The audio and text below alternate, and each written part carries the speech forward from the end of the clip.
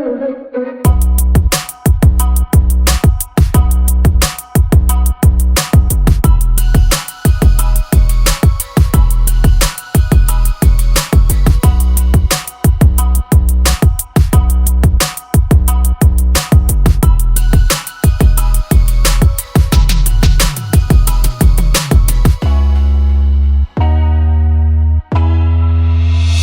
Oh, alhamdulillah. alhamdulillah. Sehat semua ya? Sehat. Mas Nanang gimana kabarnya? Alhamdulillah. Kabar di sini sehat Om. Alhamdulillah.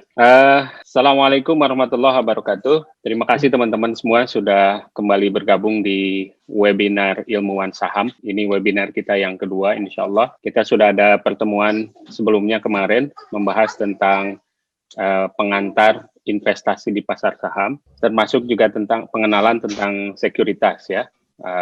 Insya Allah pertemuan hari ini kita akan lanjut untuk membahas tentang fundamental saham. Sebelumnya saya ingatkan dulu beberapa hal, teman-teman.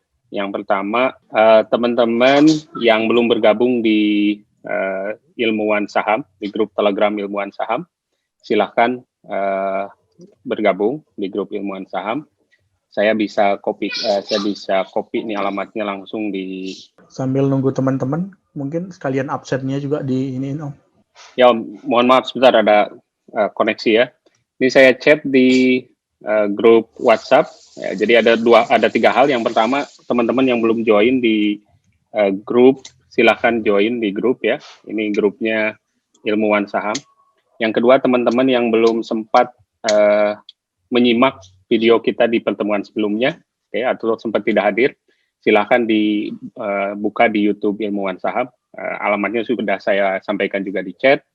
Dan teman-teman yang sudah hadir, silahkan mengisi daftar hadir. Sebagaimana disampaikan sebelumnya, kita untuk setiap level webinar ini, kita akan nanti lihat daftar hadirnya, teman-teman, kita akan mengeluarkan sertifikat ya, buat teman-teman sebagai bukti keikutsertaan. Mudah-mudahan bukan hanya selembar kertas gitu ya, atau sekarang kan versinya digital ya, bukan hanya selembar pengakuan teman-teman sudah hadir, tapi minimal menjadi penyemangat untuk menambah ilmu terkait dengan pasar saham lebih lanjut. Insya Allah pertemuan sekarang melanjutkan materi sebelumnya, akan disampaikan oleh Bang Dito.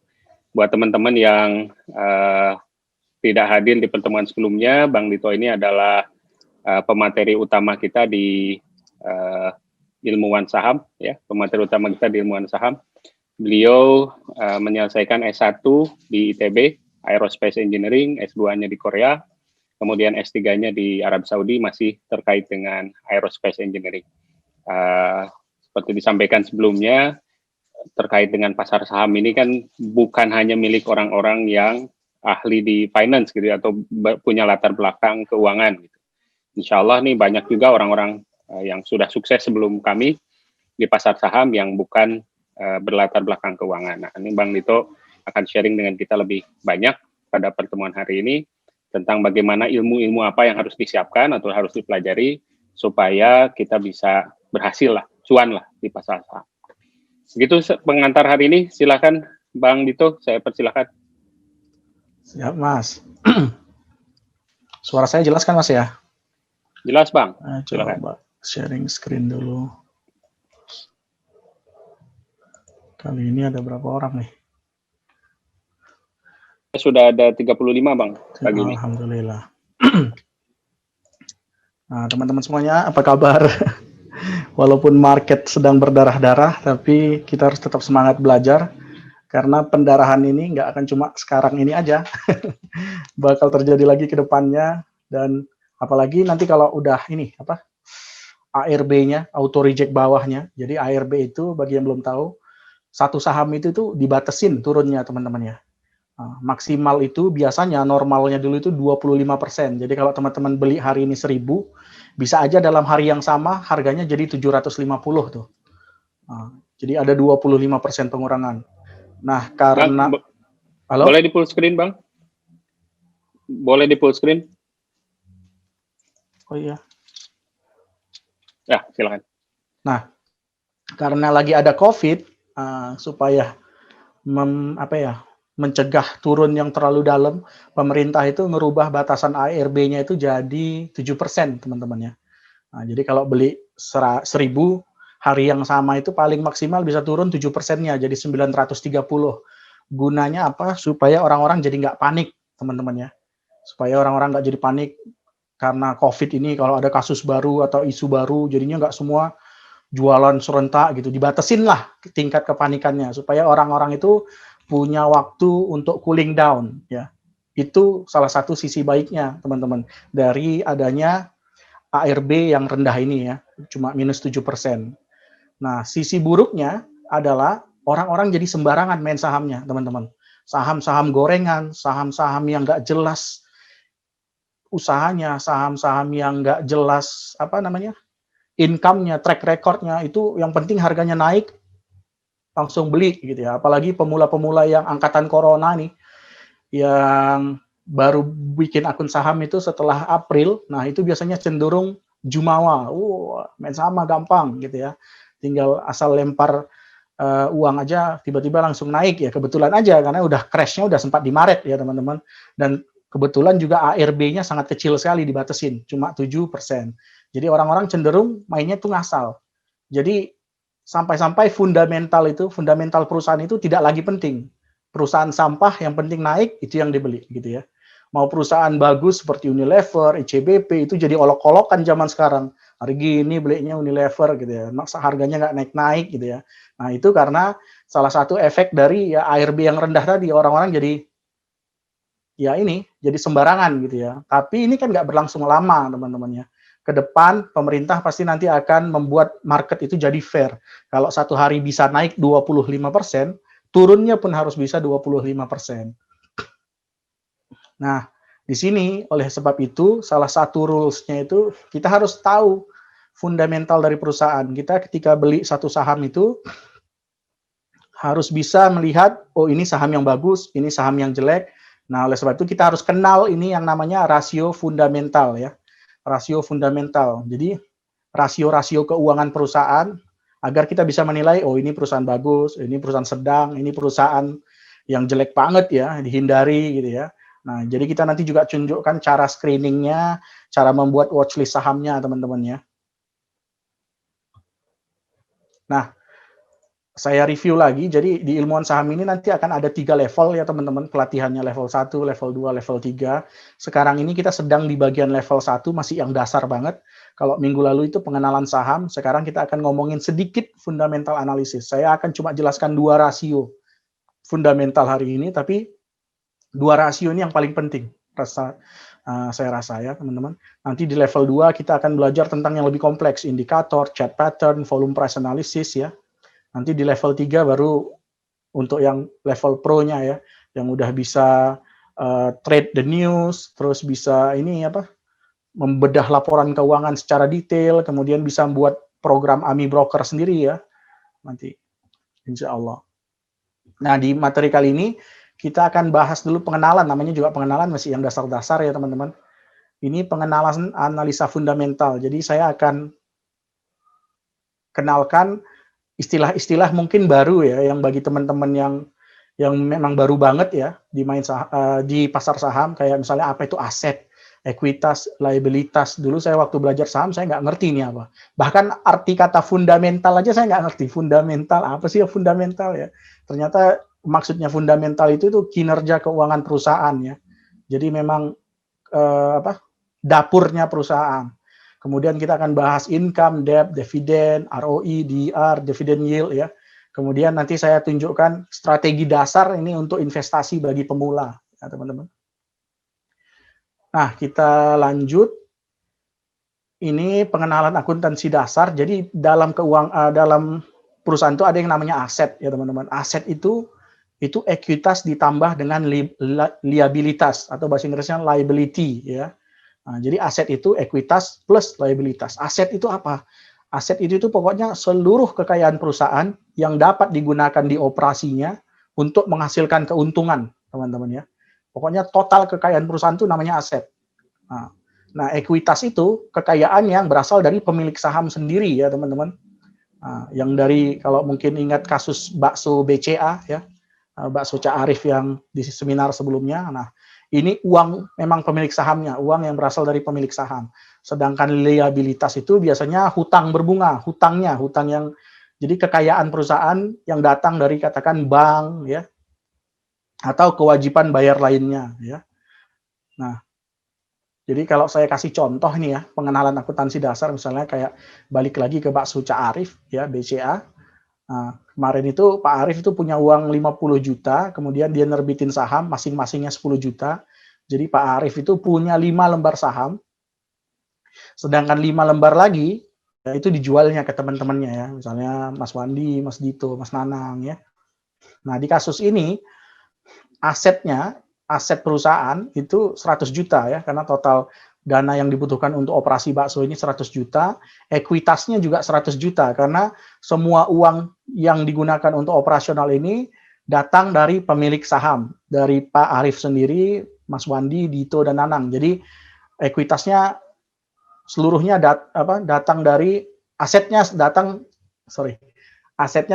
seluruhnya dari pemilik saham. Di kasus ini liabilities-nya 0 karena memang nggak ada pinjaman keluar ya teman-teman. Nah, di kasus kedua misalnya Pak Arif ngajukan pinjaman ke bank nih ya, jadi 50 juta modal Pak Arif sendiri, 50 juta pinjaman ke bank. Nah, di kasus ini total asetnya itu 100 juta karena 50 tambah 50. Tapi ekuitasnya di sini 50 karena uang Pak Arif cuma ada 50. Kemudian liabilities-nya ada 50 juta karena ada pinjaman bank sebesar 50 juta, teman-teman ya.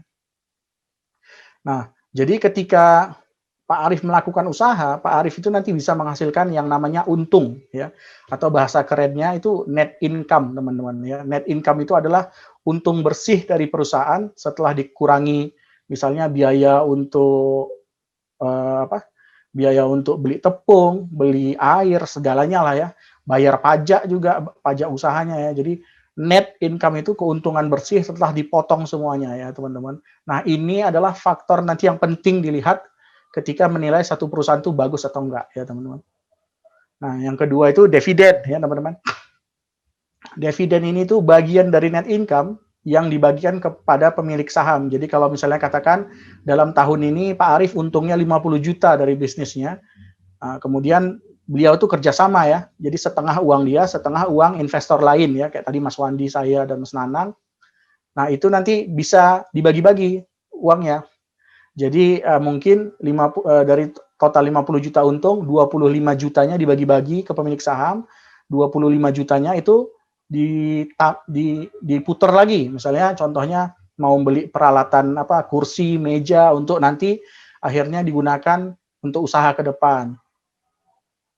Nah, yang penting lagi itu debt ya, debt. Itu hutang berbunga, teman-teman ya. Jadi kalau misalnya teman-teman milih saham itu harus diperhatikan juga perusahaan yang utangnya kecil, karena perusahaan yang utangnya kecil itu perusahaan yang kemungkinan bangkrutnya itu kecil ya teman-teman. Nah, hutang ini, debt ini itu ada dua ya teman-teman, ada dua jenis. Jadi ada yang namanya liabilities. Liabilities itu jumlah dari hutang berbunga plus kewajiban bayar ya. Jadi hutang yang nggak berbunga. Contohnya hutang yang nggak berbunga itu apa? Misalnya gaji pegawai. Gaji pegawai kan harus dibayarkan tuh. Tapi kan kalau misalnya telat-telat seminggu atau 2 minggu atau 2 bulan nggak harus langsung jadi denda kan. Nah, ini kewajiban bayar. Atau misalnya Pak Arif itu beli tepung di perusahaan mana, tapi nanti bayarnya di akhir tahun gitu ya, biar gampang perhitungannya. Jadi selama pencatatannya itu disebut kewajiban bayar ya. Jadi dalam menilai perusahaan itu harus diperhatikan liabilities-nya dan hutang berbunganya ya teman-teman. Hutang berbunga juga nanti bisa dibagi lagi teman-teman, tapi nantilah itu kita bahas. Hutang yang jangka pendek sama hutang jangka panjang. Kapan hutang itu disebut jangka pendek? Hutang itu disebut jangka pendek kalau jatuh temponya itu dalam 12 bulan ke depan. Ya. Jadi kalau perusahaan harus bayar misalnya 3 bulan ke depan, ada hutang yang harus dibayar, itu disebut hutang jangka pendek. Nanti ada juga hutang jangka panjang yang jatuh temponya di atas 12 bulan ya. Jadi mesti lama lagi gitu ya, teman-teman. Nah, ini penting apalagi nanti di kasus-kasus misalnya contohnya krisis seperti Covid ini, kita harus bisa memilih perusahaan yang punya punya resource atau punya uang untuk membayar hutang jangka pendeknya. Karena biasanya kan kayak COVID ini semua usaha tutup gitu ya, nggak bisa berbisnis, tapi yang namanya utang harus tetap dibayar kan. Nah, makanya kita harus melihat suatu perusahaan, apakah perusahaan ini punya modal nggak untuk membayar hutang jangka pendeknya. Nah, ini saya mau tunjukin iPod Go ya teman-teman ya. Jadi gimana caranya Mas untuk ngecek utang ya? Ngecek utang itu caranya banyak. Cara yang paling mudahnya itu dari laporan keuangan ya teman-teman. Ya. Ini bentar ya. Mau lihat dari Stockbit Bang? Dari iPod Go. Dari Stockbit mungkin Mas, saya aja kali Mas ya. Biar nggak Boleh, susah. silakan. Sharing screen. Nah, kalau teman-teman iPod Go ini gratis ya. Tinggal buka aja iPod indopremier.com/ipodgo atau langsung tulis saja ipodgo.com. Ini di sini nanti di bagian saham ini ada yang Tanpa namanya perlu stock buka akun screener. Ya? Tanpa perlu buka akun ya Bang? Iya, tanpa perlu buka akun Mas. Nah, stock screener nanti teman-teman bisa misalnya mau cari perusahaan yang profitnya di atas 100 miliar. B ini teman-teman kalau mungkin teman-teman lihat B ini singkatan dari billion, artinya miliar teman-teman ya. Jadi teman-teman bisa langsung cek, terus klik search, nah nanti ini keluar saham-saham yang penghasilannya itu net profitnya itu di atas 100 miliar gitu ya. Nah, terus misalnya teman-teman pengen lihat perusahaan yang ada nggak di sini ya? Oh di sini nggak ada nih. Ya, intinya teman-teman bisa nge-screen ya teman-teman. Nah, nanti kita lanjutkan dulu. Nah, ini kemudian dari income dari terminologi ini tadi, net income, dividen, debt, ini bisa dicari rasio-rasio pentingnya teman-teman ya. Salah satu rasio paling penting itu namanya ROE. ROE itu singkatan dari return of equity ya. Jadi definisinya itu net income dibagi ekuitasnya dikali 100%, teman-teman ya. Jadi kalau di kasusnya, contohnya kayak contohnya di kasus Pak Arief tadi ya, Pak Arief punya equity 100 juta, terus kemudian dalam 1 tahun bisa menghasilkan net income 50 juta. Artinya ROI-nya 50% ya, karena ekuitasnya 100, net income-nya 50 juta ya, teman-teman. Jadi kita ingin mendapatkan perusahaan yang ROI-nya tinggi, setinggi mungkin kalau bisa teman-teman ya.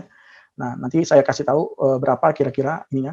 Nah, ada juga yang namanya debt to equity ratio, teman-teman ya. Ini utang dibagikan dengan ekuitasnya. Contohnya kalau di kasus Bapak Arief tadi misalnya yang ini ya, beliau punya modal sendiri 50 juta, kemudian minjem ke bank 50 juta, nah ini DER-nya, debt to equity ratio-nya, itu sama dengan 1, karena ekuitasnya 50, utangnya 50, jadi 50 bagi 50 kan 1.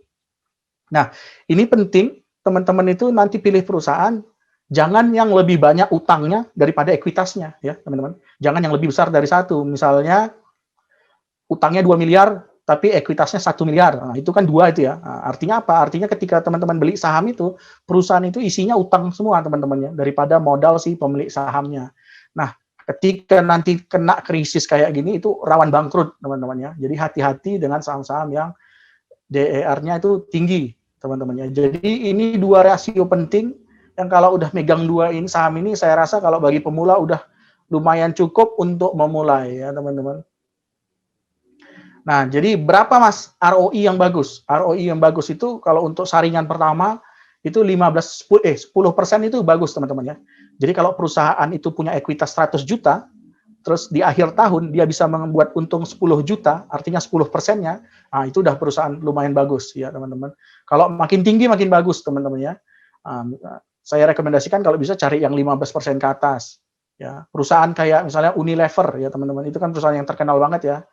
Nah, itu ROI-nya bisa sampai 110% gitu teman-teman. Jadi modal dia katakan 1 triliun, tahun depan udah jadi 2,1 triliun gitu ya. Karena untungnya itu 1,1 triliun gitu ya. 110%. Kenapa? Karena usahanya bagus, cepat banget muter uangnya teman-temannya, dibutuhkan bagi masyarakat. Nah, jadi kita harus cari perusahaan yang ROI-nya kecil dan yang DER-nya kecil ya. DER ini rasio antara utang sama ekuitas. Nah, di sini saya kasih patokan satu. Kalau makin kecil makin bagus. Kalau bisa DER-nya 0, pilih dah perusahaan yang DER-nya 0. Apalagi bagi teman-teman yang katakan, ini saya singgung dikit ya, teman-teman yang katakan investasinya berprinsip syariah gitu ya teman-teman. Teman-teman nggak mau misalnya punya emiten yang ada utang banyak gitu ya, atau sedikit pun nggak mau gitu ya, cari aja perusahaan yang DER-nya 0, sama sekali nggak punya utang bank, teman-teman ya. Nah, jadi teman-teman bisa cari yang DER-nya menuju 0 ya, hampir mendekati 0. Makin kecil makin bagus. Nah, terus kemudian dari sisi perusahaan, jenis-jenis perusahaan itu juga ada jenisnya, teman-teman ya, sesuai market cap-nya, teman-teman. Ada yang namanya blue chip, mungkin teman-teman kenal ya, ini first liner bahasa lainnya. Ini perusahaan yang misalnya katakan market cap-nya itu di atas 10 triliun. Ada perusahaan yang second liner itu yang market cap-nya di atas 1 triliun. Ada yang third liner atau yang gorengan, ini perusahaan-perusahaan kecil yang misalnya market cap-nya 100 miliar gitu teman-teman ya. Nah, apa sih Mas market cap gitu ya? Kan tadi menanya kan. Nah, market cap itu total lembar saham dikali harga saham. Jadi market cap itu kayak misalnya Pak Arief tadi ya, ada 10 lembar saham, masing-masingnya 10 juta. Artinya market cap-nya 10 lembar kali 10 juta, 100 juta. Nah, semakin besar market cap, berarti artinya perusahaannya makin size-nya makin gede ya teman-teman ya. Nah, jadi penting bagi teman-teman juga memperhatikan market cap ketika memilih saham ya, karena supaya tahu size-nya. Kenapa penting? Misal PT BCA katakannya, terus harga sahamnya per lembar 10.000, terus total saham beredarnya ada 50 juta. Maka di kasus ini market cap-nya itu 500 miliar teman-teman ya. Dikalikan aja nih. Harga per lembarnya dikali total saham beredar. Nah, pertanyaan sekarang, apa pentingnya market cap? Kenapa kita harus mentingin milih yang size-nya gede, Mas, gitu ya. Jadi, semakin besar market cap, ya, teman-teman, naik turunnya harga saham itu semakin sulit dikendalikan 1-2 orang atau segelintir orang. Jadi, makin sulit digoreng lah istilahnya, teman-teman ya. Jadi, bagi pemula, yang teman-teman pemula banget ya, yang belum ngerti cara cut loss, mesti labil ya, disuruh cut loss nggak mau gitu ya, karena sih sayang nanti naik lagi, taunya nyangkut gitu ya, pasti sering lah ini. Nah, hindari saham-saham yang market cap-nya kecil teman-teman ya, jangan cari masalah lah kalau di awal-awal, yang penting dapat dulu bisa bertahan dulu di market, itu yang paling penting sebagai seorang pemula. Makanya jangan main-main di gorengan ya teman-teman. Nah, market cap kecil ini rentan akan praktek pump and dump. Pump and dump ini artinya sahamnya dinaikin ke atas, habis itu dijatuhin gitu ya, teman-teman. Nah, ini yang bahaya. Nah, sekarang kita mau coba tool screener saham. Ya, teman-teman. Nah, mungkin Mas Nanang bisa siapin Stockbit-nya dulu, Mas. Nah, nanti Mas Nanang ini akan tunjukkan cara men-screener dengan 3 ya, teman-teman. Dari ROI-nya, return on equity-nya. Kemudian dari market cap-nya kita pengen cari ya misalnya yang 1 triliun ke atas, yang second liner lah, jangan yang gorengan. Kemudian kita misalnya pengen cari yang DER-nya kecil, yang katakan DER-nya di bawah 0,5 gitu ya teman-teman. Nah, atau juga ada teman-teman yang punya request misalnya pengennya saham syariah gitu ya. Nah, jadi nanti Mas Nanang akan tunjukkan gimana caranya. Silakan Mas Nanang. Baik, terima kasih Bang. Nih teman-teman, tadi seperti disampaikan Bang Dito ya, bagaimana caranya screener perusahaan-perusahaan dengan kriteria-kriteria tadi ya. Kalau teman-teman sudah punya akun di Stockbit atau bisa ini tampilan di Stockbit seperti ini. Nanti teman-teman di sini muncul di tab-nya, tinggal pilih screener ya. Nanti setelah masuk ke screener, ini ada beberapa preset screener, artinya screener yang sudah disiapkan oleh programnya Stockbit. Nah, teman-teman bisa bikin sendiri. Misalnya kita masuk ke create new screener ya. Kita buat screener yang baru. Kita namain aja misalnya perusahaan saham incaran gitu ya. Incaran investasi misalnya. Kemudian kita kasih deskripsi kalau mau teman-teman, bisa juga dikosongkan ya. Misalnya deskripsinya ini adalah daftar perusahaan dengan fundamental keuangan yang sehat untuk investasi. Nah, misalnya ya. Kemudian tadi Bang Dito bilang milih sahamnya dari mana gitu ya. Ini kan ada Universe. Nah, Universe ini saham yang terdaftar. Kalau kita pilihnya IHSG, berarti kan semua saham yang terdaftar di IHSG ya. Kurang lebih ada 600-an saham. Nah, teman-teman misalnya ada yang tertarik untuk sektor aja, indeks aja nih, gitu kan. Indeks itu kan kumpulan beberapa saham yang dikumpulkan berdasarkan kriteria tertentu. Mungkin teman-teman sudah dengar LQ45 misalnya ya. Jadi teman-teman bisa pilih dari LQ45 saja. Teman-teman bisa pilih juga yang tadi disebutkan Bang Dito untuk saham syariah misalnya ya. Bentar. Untuk saham syariah misalnya. Nah, untuk saham syariah ini bisa pilih ada JI. Nah, JI ini kumpulan 30 perusahaan yang masuk ke kriteria syariah. Kemudian ada juga ISSI. Nah, ini keseluruhan saham yang masuk kriteria saham syariah itu masuk di ISSI. Jadi teman-teman misalnya pilihannya ingin nyari sahamnya di indeks ISSI. Nah, tinggal dipilih aja indeks ISSI. Nah, terus tadi yang sempat dibahas Bang Dito tadi, return on equity ya. Teman-teman mau cari perusahaan dengan return on equity. Nah, tinggal teman-teman scroll ke bawah, ketik aja sedikit di atas return. Nah, nanti teman-teman scroll ke bawah, ini nemu return on equity. Ada TTM. Nah, TTM ini 12 bulan terakhir ya. 12 trailing month, 12 bulan terakhir. Tadi kriterianya berapa Bang? 10% ya? 10% Mas misalnya. Ya, jadi kita cari perusahaan yang 10%. Nah, teman-teman udah bisa langsung screen. Kalau teman-teman screen di sini, klik tombolnya warna hijau. Nah, di sini ada 86 perusahaan dengan return on equity lebih dari 10%. Oke. Ini baru satu kriteria ya. Jadi kita sudah mencari perusahaan dari seluruh perusahaan yang list syariah, ya, yang indeks syariah ISSI, yang punya equity return on equity lebih dari 10%, itu kurang lebih ada 86 perusahaan. Teman-teman mungkin kenal apa perusahaan di sini yang dikenal ya? MDKA misalnya, Merdeka Copper, kemudian Tekim, ini Ciwi Kimia, Excel, ya, banyak nih, Total dan lain-lain. Kita bisa tambahkan sebanyak mungkin kriteria untuk semakin menyempitkan ya perusahaan. Kan kalau misalnya kita dapat 86, bingung juga kan kalau misalnya kita mau investasi di 86 perusahaan kan masih banyak. Tadi Bang Dito sampaikan ada lagi misalnya kriteria, kita tambahkan add rule ya, untuk sortingnya. Tambahkan kriteria tadi hutangnya yang rendah gitu ya Bang. Yeah. Debt to equity ratio. Nah ini teman-teman tinggal ketik aja di sini debt. Nanti muncul di sini ada debt to equity ratio. Ini berdasarkan quarter. Ya.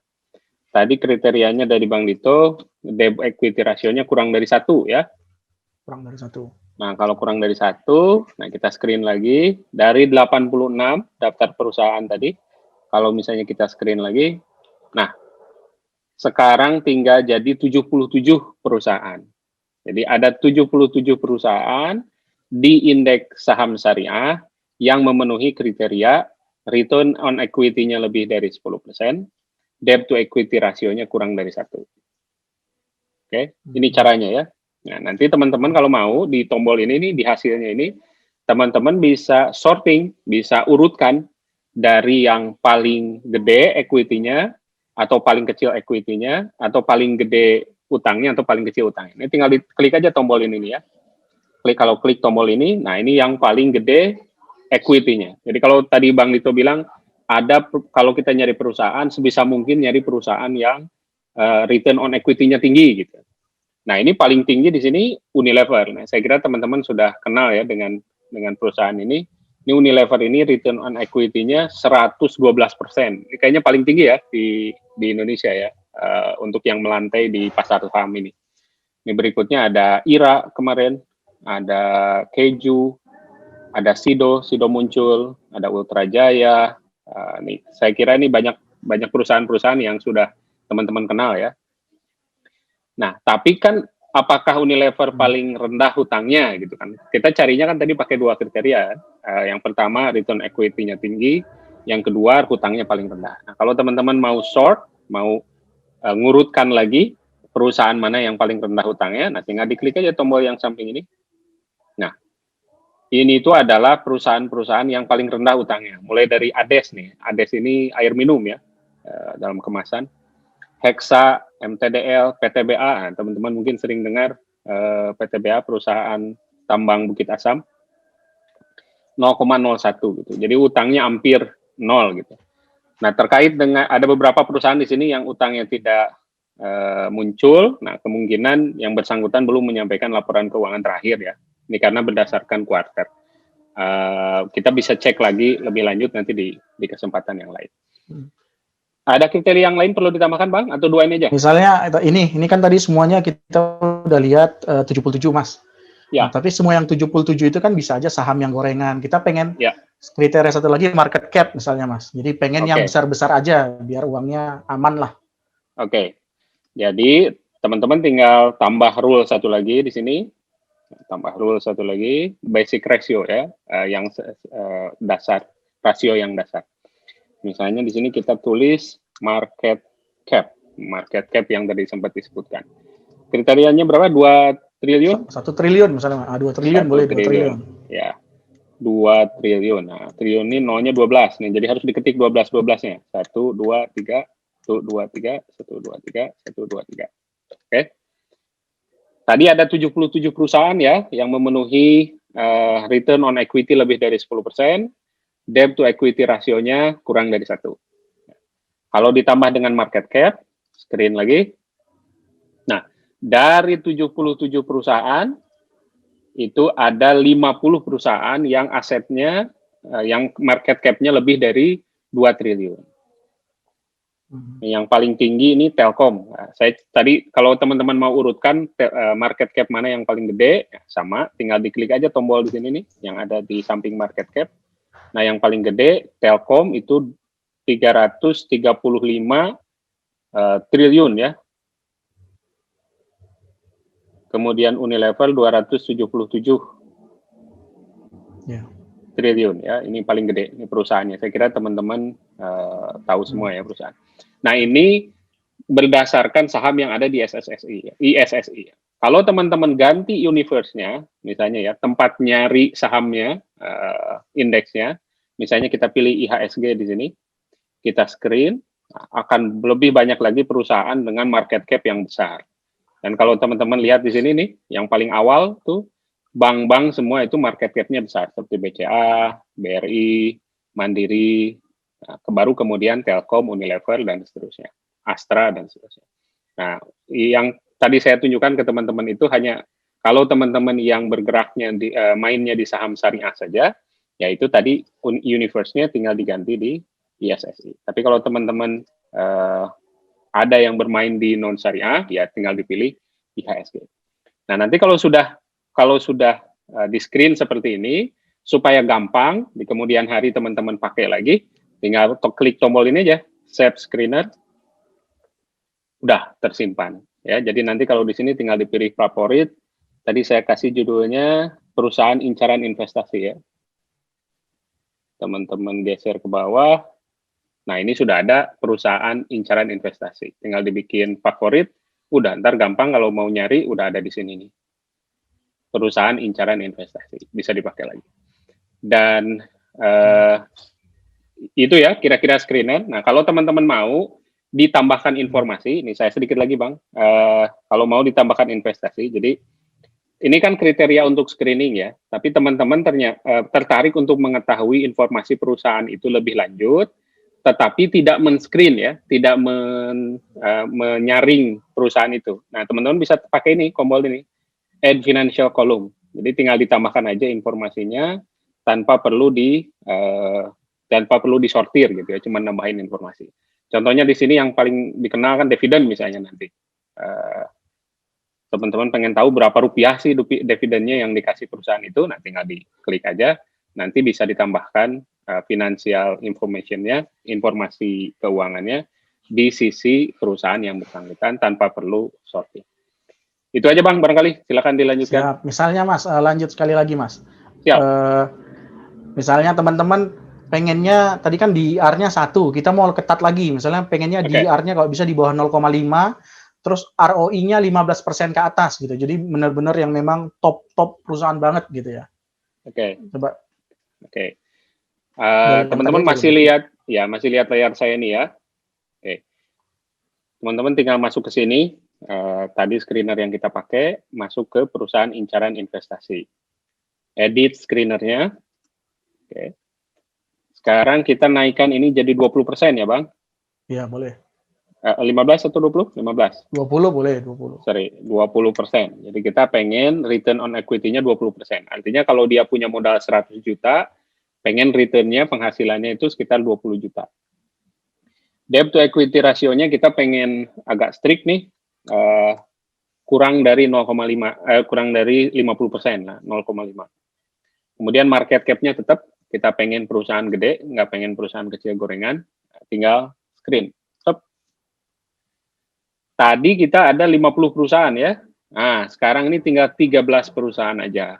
Itu kan jadi lebih gampang. Kalau kita udah tinggal 13 perusahaan kan milihnya lebih gampang ya. Teman-teman tinggal diurutkan, misalnya urutkan berdasarkan return on equity, paling tinggi Unilever, kemudian ada IRA kemarin yang rame-rame, Keju, TGKA, Mark, Sido, dan seterusnya. Ya, ini semua perusahaan yang punya return di atas 20%. Kalau pengen yang paling kecil utangnya dari yang punya return 20% itu, ya ini yang paling kecil TGKA, Keju, SMSM, Arna, dan seterusnya. Dan 3 teratas itu juga, Mas. Oh, yang 3, ya, Ultra jadi Jaya, 3 teratas Sido, itu, jadi memang 3 teratas itu memang mereka nggak punya utang ke bank. Oh, oke. Makanya 0. Oke. Berdasarkan market cap, nah, tinggal di sort lagi aja, nah, ketahuan nih berdasarkan market cap yang paling gede yang mana gitu. Itu barangkali Bang, nih jadi teman-teman bisa modifikasi apa aja yang teman-teman mau. Enggak, saya pengen antara 0,5 sampai 1%, 100% misalnya 0,75. Silakan screen lagi. Oke. Ada 13. Oh, saya pengen 15% aja deh, cukup. Nah, kalau 15%, nih ada kurang lebih 30 perusahaan gitu. Jadi enaknya screener ini, kalau teman-teman sudah punya akun di Stockbit, ini leluasa gitu ya, bersimulasi lah, mencoba-coba untuk mencari saham-saham yang memenuhi kriteria pencariannya. Silakan Bang. Oke, siap. Makasih Om Nanang. Nah, jadi kalau kita mau lanjutkan lagi, tadi kan teman-teman kita udah bisa tuh nge-screener saham ya, teman-teman. Jadi tadi kalau kita tinggiin jadi 20%, ROI-nya itu udah tinggal 13. Jadi sebenarnya kalau teman-teman nekat tuh ya, tinggal tiap bulan tabung aja tuh 13-13-nya gitu ya, kalau nekat misalnya. Nah, tapi pertanyaannya apakah dengan indikator ini udah pasti aman ya? Ya nggak semudah itu juga ya. Kalau namanya perusahaan tuh kadang ada laporan keuangannya yang dimanipulasi, teman-teman ya. Jadi memang bohong. Contohnya dulu ada perusahaan penerbangan, katanya dia tadinya ruginya 2 triliun, tiba-tiba jadi untung 2,7 triliun. Ternyata setelah ditilik laporan keuangannya digelembungkan gitu ya. Nah, jadi perusahaan itu sendiri itu banyak yang ya apa ya, harus diteliti lebih lanjut teman-teman, terutama yang kalau mau investasi jangka panjang. Jangka 10 tahun, 20 tahun ya teman-teman ya. Jadi nggak bisa langsung percaya sama indikator ya, karena indikator itu hanya diolah dari data yang dilaporkan ya. Nah, teman-teman juga harus perhatikan kredibilitas orang yang melaporkan, yang ngelola laporan keuangan ini ya. Kalau emang perusahaannya isinya orang-orang yang tidak beriktikat baik, ya bisa aja semuanya diolah jadi kelihatannya mulus gitu laporan keuangannya. Nah, makanya kalau mau investasi ini saya ini rangkum, jadi dari William O'Neill ini namanya ada Can-Slim Method, teman-teman ya. Nah, teman-teman nih bakal dengar nanti banyak kalau udah lama rajin baca buku, nanti ada namanya Can-Slim Method, ini strategi investasi untuk pemula, teman-teman ya. Jadi Di Kanslim ini yang paling penting diurutkan nih apa aja sih yang bisa mengakibatkan harga pasar naik, harga saham naik atau investasi yang bagus tuh yang gimana gitu ya. Nah, ini dia ada Kanslim. Kanslim ini singkatan dari CANSLIM. Pertama, current earning-nya atau income perusahaan yang hari ini saat ini itu harus bagus ya teman-teman. Kemudian secara annual, secara histori ke belakang itu juga harus bagus. Jadi teman-teman tuh nggak mau beli perusahaan yang bagusnya cuma sekarang, padahal 3 bulan, 6 bulan yang lalu ini perusahaan-perusahaan nggak jelas gitu ya teman. Nah, karena bisa jadi nanti cuma dimanipulasi untuk semester ini, cuma triwulan ini ya teman-teman. Terus yang paling itu new product, new management, new project ya teman-teman. Nah, di masa pandemi sekarang ini paling kuat ini news ya teman-teman. Jadi ada perusahaan nggak bagus, tapi karena newsnya oh ini perusahaan bakal dibuka pabrik Tesla. Nah, padahal net current earning sama annual earningnya negatif gitu ya.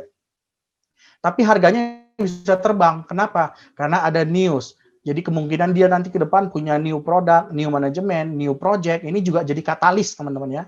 Yang kemudian S itu scarce supply. Jadi perusahaan ini menghasilkan barang-barang yang yang jarang di pasaran gitu ya misalnya ya. Jadi kayak dia memonopoli marketnya.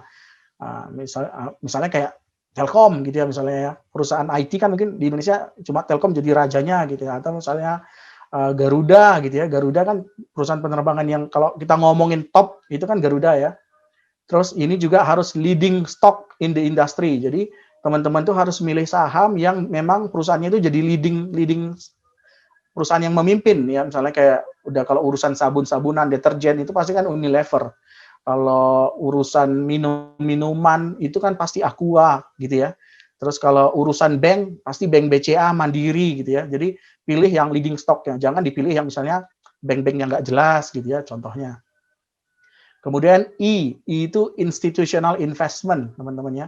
Jadi cari perusahaan-perusahaan yang investor-investor besar itu mau investasi di situ. Jadi jangan saham gorengan ya. Nah, karena kalau mereka katanya kan kita we stand on the giant of on the shoulder of giant gitu ya. Jadi kita itu berdiri di pundaknya raksasa. Karena kalau ada institutional investment, uangnya banyak ya, sahamnya jadi terjaga harganya, konsisten naik gitu ya teman-teman. Terus yang paling penting ini yang M, market trend positively. Jadi selain ini kalau yang di atas tadi ini kan yang Kansli ini semuanya sedang ngomongin kinerja perusahaan. Si M ini sedang ngomongin teknikalnya teman-temannya. Nah, jadi ada perusahaan bagus, contohnya kayak Unilever sekarang. Semuanya ini masuk nih. Chansli-nya masuk gitu ya. Ada institutional, leading stock, lagi scarce supply, tapi sekarang saat ini per saya ngomong ini trend marketnya lagi down. Jadi teman-teman nggak mau investasi di saham yang lagi gitu ya teman-teman ya. Kalau memang jelas-jelas lagi down ya hati-hati, tahan gitu ya. Nah, makanya ini udah cukup merangkum ya teman-teman ya bagaimana seseorang pemula itu harusnya bukan hanya pemula, investor jangka panjang yang udah pro juga harusnya memerhatikan semua aspek ya teman-teman. Tapi kalau memang kalau kita ngomongin trader yang mainnya jangka singkat ya, kadang mainnya nggak di semuanya.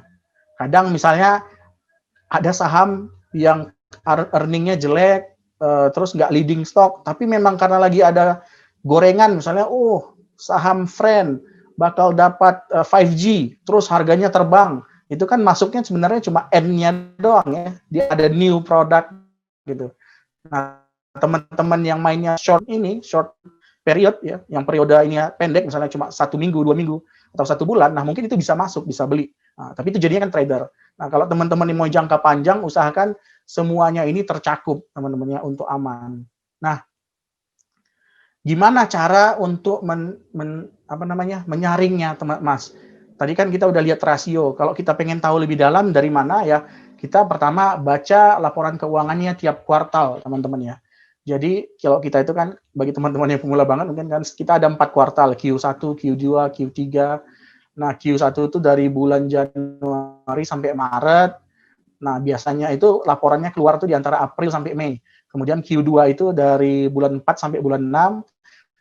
Tapi laporan keluar bulan 7 sampai bulan 8. Tunjukkan ini ya.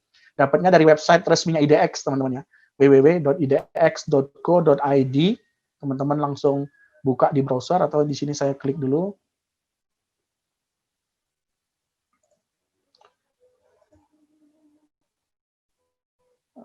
Saat ini terdapat pengujian. Coba. Nah, di sini ada. Belum kelihatan, Bang. Harus di-share itunya. Belum kelihatan, Mas? Web browsernya harus di-share. Gimana? Harus di-share browsernya, Bang. Itu share-nya di gitu? presentasi. Ya. Oke, sebentar. Sudah kelihatan, Mas? Ya. Halo? Ya, Oke. kelihatan, Bang. Teman-teman itu bisa cari di sini. Saya juga lupa di mana ya. Laporan keuangan biasanya ada. Nah, di sini. Di perusahaan tercatat, kemudian ada laporan keuangan dan tahunan. Teman-teman klik. Kemudian teman-teman bisa cek laporan keuangannya, contohnya saham Ultra Jaya misalnya, WLTJ, saya lagi ingatnya itu. Bukan pom-pom nih ya teman-teman. Nah, teman-teman bisa cari misalnya tahun 2020. Misalnya laporan keuangan tahunan. Nah, langsung cari nih. Oh, kalau nggak ada gini, berarti dia belum mengeluarkan laporan keuangan tahun 2020. Biasanya keluarnya di akhir Januari atau Februari. Atau kita misalnya mau lihat yang triwulan 3 ya, yang sampai September. Nah, ini keluar nih semuanya nih, data-datanya. Jadi teman-teman ini bisa download. Contohnya ini yang mudah-mudahan bisa. Oke, ini kok nggak bisa.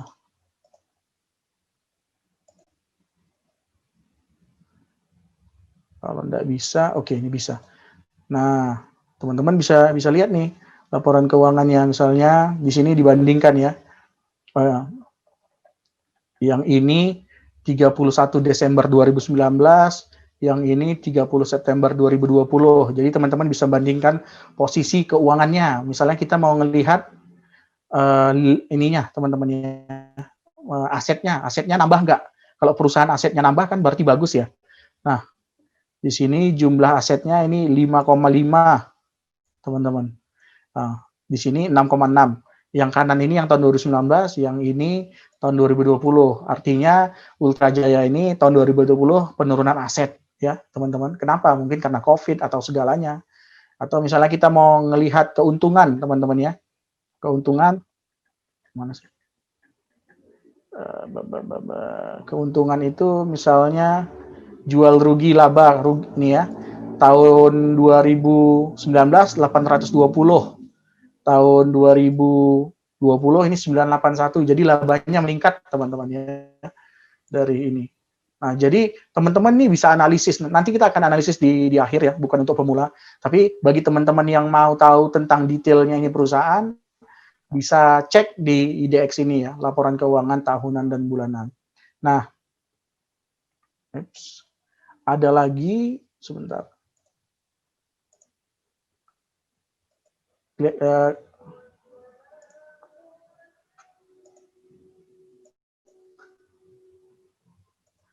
Nah, ada lagi yang namanya Public Expo. Jadi teman-teman setiap tahun itu perusahaan itu mengadakan expo. Jadi kayak presentasi untuk nanti dijadwalkan oleh BEI Bursa Efek Indonesia. Gunanya untuk mengupdate investornya. Mereka sedang ngapain, posisi keuangannya gimana, produknya apa aja gitu misalnya teman-teman. Nah ini biasanya kalau dulu biasanya langsung datang ya bagi teman-teman yang punya sahamnya bisa datang langsung. Zaman sekarang ini pakai Zoom atau ininya dibagikan slide-nya. Jadi kalau teman-teman contohnya ya mau tahu Pubex PTBA misalnya perusahaan batubara. Nah, orang tuh lagi ngapain sih orang Bukit Asam nih ya. Nah, kita langsung bisa cek nih. Nah, jadi udah ada slide-nya bagus nih ya teman-teman. Kelihatan kan Mas ya? Ini screen saya. Kelihatan Om, lagi loading. Nah, kelihatan. Oke, siap. Nah, misalnya kayak ini siap. Ini misalnya kayak Bukit Asam ya. Kita bisa kayak udah ada presentasinya gitu ya. Pendahuluan. Nah, jadi kita bisa lebih mengenal nih perusahaan. oh ternyata Bukit Asam ini punyanya Indonesia Asan Aluminium, 65% sahamnya saham Inalum gitu ya. Oh bidangnya pertambangan, perdagangan, ada power, logistik, gas, investasi, banyak ternyata. Terus teman-teman bisa cek lagi ke belakang sejarahnya dari tahun 76. Terus produksi batu baranya, oh ternyata di Indonesia itu produksi batu bara paling besar itu Adaro ya teman-teman, kodenya ADRO, ini 58 apa nih juta ton. PTBA itu cuma setengahnya Adaro gitu ya teman-teman. Terus dari marginnya, keuntungannya PTBA itu 29%, si Adaro 31 gitu ya misalnya. Nah, terus kinerja keuangannya gimana?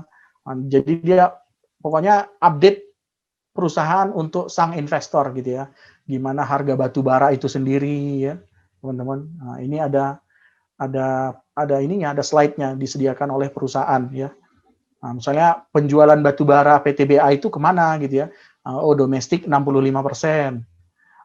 Kedua terbesar itu ke India, kemudian ke Taiwan, ke Vietnam. Jadi info-info yang mungkin nggak ada di di sekuritas gitu ya. Karena sekuritas itu biasanya cuma menyediakan data keuangan. Nah, info yang kayak gini kan nggak ada ini biasanya. Kemana dijual produknya. Nah, ini bisa kita lihat di laporan keuangan atau di Pubex-nya ini tadi, yang udah didesain dalam bentuk yang mudah dipahami ya, teman-teman. Atau disebutnya laporan tahunan, Bang. Yang laporan ini Pubex ini. Iya, benar. Nah, oke. Jadi ini nanti yang jadi pertimbangan teman-teman untuk investasi. Jadi tadi udah kita tunjukin ya. Pertama itu disaring dulu dari ROI, DER. Sampai nanti katakan kita punya 20, 25 atau 30 perusahaan, baru kita teliti satu-satu. Kita cek laporan keuangannya, kita cek Pubex-nya ya. Teman-teman. Nah, tapi apa ya? Mas, kalau saya males gimana, Mas? Boleh nggak kita investasi langsung aja? Ya bisa aja, teman-teman ya. Apalagi misalnya contohnya teman-teman baru mulai investasinya 10 juta. Ya. Uangnya masih kecil. Kayaknya itu kok capek banget harus baca laporan keuangan Pubex gitu ya. Nah, kalau saya rekomendasinya, kalau modalnya masih kecil, teman-teman tuh masih bisa bergantung sama rasio-rasio tadi. Cuma jumlah sahamnya yang harus misalnya dibuat lebih banyak. Contohnya jangan cuma investasi di 2-3 saham ya. Nanti takutnya teman-teman jadi salah pilih perusahaan ya. Mending milihnya misalnya katakan 10 perusahaan, tapi nggak perlu analisis yang jelimet, nggak harus baca laporan keuangan, langsung pokoknya tiap bulan investasi. Nah, cara strategi investasinya gimana? Nah, ini saya udah ini biasanya yang saya ajarin untuk pemula ya, bagi teman-teman saya ya. Nah, pertama itu strategi yang paling penting itu teman-teman ya, itu manajemen keuangan teman-teman ya. Ini saya ngasih tahu ini penting banget karena teman-teman saya ini banyak yang terjebak di sini. Banyak orang yang mau cepat kaya, karena mau cepat kaya jadinya malah buntung. Nah, ini manajemen keuangan ini paling penting teman-teman ya. Bagi uang ke dalam beberapa saham ya. Berapa saham Mas gitu ya, berapa jumlah optimal sahamnya. Ini kan biasanya yang jadi pertanyaan bagi pemula ya. Nah, kalau menurut MPT ini nama Modern Portfolio Theory. Jadi teori portofolio modern gitu ya. Jumlah saham paling optimal itu adalah 20, teman-teman ya. Itu saham yang paling optimal itu jumlahnya 20 ya. Kalau mau debat jangan debat saya, debat yang punya teori ini ya, teman-teman. Nah, menurut mereka, menurut riset mereka, ketika jumlah sahamnya 20, resikonya itu paling optimal. Paling optimal itu paling rendah. Kalau di atas 20, 30, 40, resikonya hampir bisa dibilang 0. Tapi kita capek untuk memonitor sahamnya gitu ya, teman-teman. Kalau sahamnya kurang dari 20, resikonya lebih tinggi tapi lebih mudah untuk memonitornya. Nah, biasanya kalau orang-orang itu nanya ya, contohnya ke profesional gitu ya, yang udah pengalaman gitu, suhu berapa investasi berapa saham gitu ya. Kadang cuma dibilang 3, 4 gitu ya, teman-teman. Kan tapi 3, 4 itu nggak cocok sama seorang pemula. Karena pemula itu belum bisa menganalisis baik. Nanti udah milihnya 3, tahu-tahu yang dipilih yang salah pula gitu ya. Nah, jadi hati-hati teman-teman. Nah, kalau saya pribadi itu biasanya nyarankan 10 saham. Teman-teman. Semakin nanti teman-teman berpengalaman, makin dikit gitu ya, makin dikit sahamnya gitu ya. Minimum 5 saham, jangan terlalu banyak, jangan terlalu dikit juga, jangan sampai 3 atau cuma 2. Saya nggak saranin, apalagi kalau teman-teman pemula ya, karena saham itu harganya itu bisa naik turun satu hari ini banget, fluktuatif. Jadi kalau teman-teman cuma punya 2 saham, nabung katakan 10 juta, 10 juta, 20 juta totalnya, besok bisa aja tinggal jadi 17 juta. Ya, hanya dalam satu hari bisa jadi 17 juta kalau milihnya salah. Oke. Jadi di sini saya anjurkan kalau 10 saham. Textbook ya, Modern Portfolio Theory itu paling bagus tuh 20. Tapi kan kalau misalnya uangnya juga receh, uangnya cuma 10 juta, Mas. Masa saya bagi 20 saham? Jadinya kan ya nggak ini juga ya, nggak make sense juga, nggak masuk akal gitu ya. Nah, caranya gimana? Nah, setiap pembelian itu dicicil ya, teman-teman. Jangan langsung masuk 2 sampai 4 kali ya, teman-teman. Ini ingat ya, dicicil. Ini penting banget. Mungkin saya sedikit cerita dikit. Saya punya teman dia baru investasi saham, modalnya mungkin sekitar 100 juta, 150. Terus tiba-tiba masuk ke saham yang lagi digoreng. Jadi dari sisi ROI DER itu udah nggak mungkin masuk filter.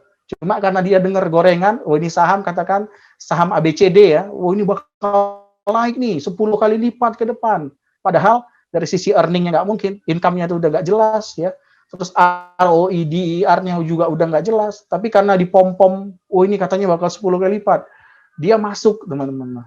Udah masuk, terus masuknya itu 70% gitu ya, teman-teman. Jadi dia modal 100 juta, 70 jutanya itu masuk ke saham yang seperti itu, teman-teman. Nah, itu kan udah menyalahin apa ya? Modern portfolio teori tadi. Harusnya kan kalau misalnya pakai 10 saham aja ya, modal 100 juta dibagi 10 saham, harusnya kan satu saham 10 juta ya, maksimal gitu ya. Atau kalau di sini saya bilang paling banyak itu 5 saham, artinya satu saham itu maksimal 20 juta ya, atau 20% dari modal kita. Nah, dia ini masuk 70%, udah masuknya 70%, belinya nggak pakai dicicil, udah belinya nggak pakai dicicil, saham yang dibeli sampah pula lagi ya. Nggak ada kriteria ROI DER-nya gitu. Jadi itu memang ini aja apa? Cari masalah lah gitu ya. Jadi teman-teman yang pemula, saran saya jangan cari masalah. Yang pertama itu ini dulu aja lah, main aman. Nah, mungkin ini saya kasih kasus manajemen keuangannya teman-teman ya. Kalau teman-teman punya modal ya Mas. Bang, boleh ditambahkan kenapa harus dicicil itu, Bang? Kenapa harus dicicil ya? Karena kenapa teman-teman dicicil? Kenapa nggak all in? Nah, karena teman-teman pemula ya. Karena sebagai pemula kita harus sadar diri. Analisa kita itu rentan akan kesalahan. Belum tentu yang kita anggap sekarang murah, bisa jadi ke depan lebih murah ya teman-teman. Bisa jadi misalnya harganya hari ini 1.000, minggu lalu 1.500. Jadi kita ngira sebagai pemula ini, wah ini 1.000 udah bagus nih. Minggu lalu dia 1.500 nih. Udah murah ini, kita beli nih langsung, nggak pakai cicil. Taunya sehari setelah kita beli jadi 800 gitu ya. Karena kita seorang pemula, jadi kita harus pandai ngukur diri. Karena kita seorang pemula, pasti kita akan rentan terhadap salah nilai gitu ya, salah valuasi. Kita kira udah murah, ternyata makin murah. Nah, di sini gunanya dicicil. Jadi kalau teman-teman salah melakukan pembelian pertama, misalnya beli harga 1.000, dikira udah murah, ternyata turun di 800, teman-teman bisa beli lagi tuh di 800 dengan cicilan berikutnya. Jadi nanti harga rata-ratanya itu kan yang pertama 1.000, yang kedua 800, jadi rata-ratanya 900. Kalau nanti masih hancur lagi, bisa tambah lagi gitu ya.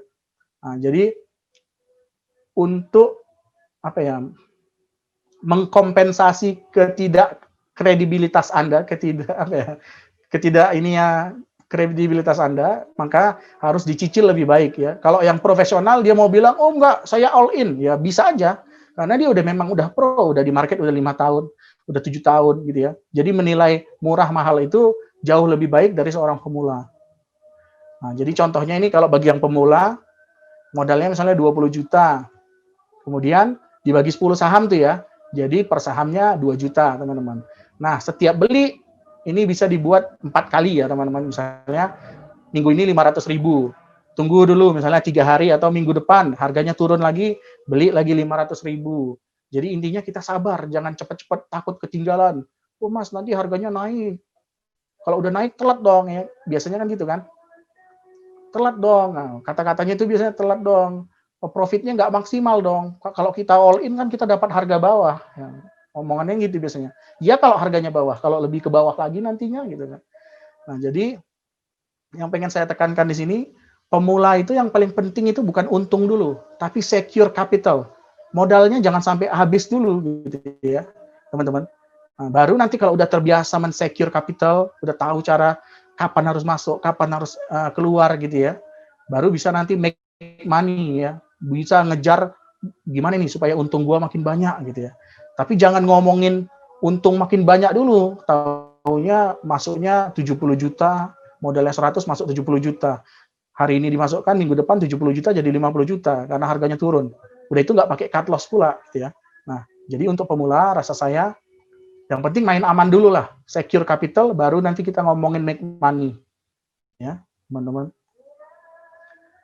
Itu aja. Nah, jadi kalau saya inikan lagi, strateginya itu satu saham 10% modal, maksimal 20% ya. Jadi jangan kita terlalu yakin sama satu saham, oh ini Antam nih Tesla bakal datang gitu ya. Nah, ternyata dia beli Tesla yang di pucuk, terus beli Antam, belinya di harga pucuk, kemudian turun gitu ya, terus nyangkut di atas newbie-nya, kan kasihan. Kemudian investasi pada perusahaan yang berfundamental baik dan nyata. Nah, ini penting ya teman-teman ya. Ini karena ada dua kata ini penting, baik dan nyata. Apa maksudnya Mas? Baik itu tadi yang ROI, DER-nya bagus. Nyatanya itu artinya saat ini memang udah baik gitu ya. Jadi jangan, oh ini perusahaan akan investasi baterai, nanti ininya jadi 10 kali lipat, ya itu nanti. Saat ini kita ngomong, ini perusahaan masih negatif. Nah, jadi jangan masuk ke perusahaan yang gitu ya nanti gitu ya. Kalau teman-teman pemula itu jangan spekulan dulu. Ya, oh ini friend nanti bakal dapat 5G. Nanti income-nya akan jadi 5 kali lipat. ROI-nya 40%. Padahal per hari ini masih minus. Ya, kita ngomongannya hari ini dulu aja gitu ya, yang nyata di depan gitu.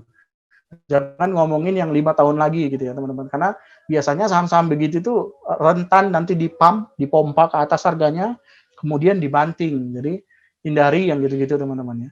Nah ini ROI-nya di market cap-nya ini tadi udah kita bahas. Kemudian konsisten nabung ya teman-teman.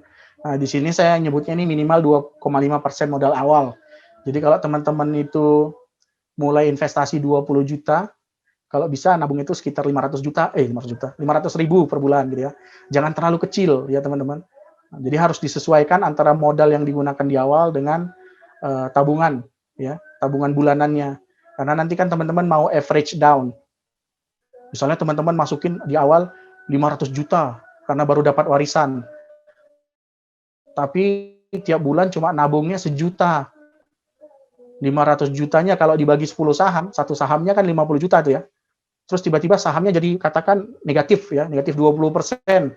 Gimana mau average down-nya? Orang kita tabungan sebulannya cuma 1 juta. Jadi lama banget kan. Nah, makanya di situ butuh keseimbangan antara konsisten menabung dengan modal awalnya, teman-teman ya. Nah, terakhir ini saya mau bilang pelajari analisa teknikal agar waktu beli itu tahu harga beli yang bagus itu berapa, teman-teman ya.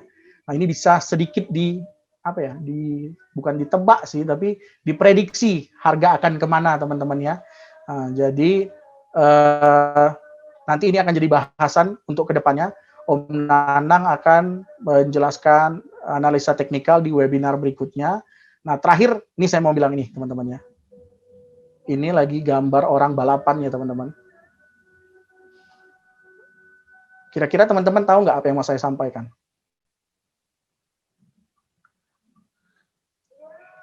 Nah, di sini itu namanya ada leg dangle teknik. Jadi, ini orang-orang yang pembalap itu kalau lagi mau tikungan, itu kakinya diturunkan, teman-teman.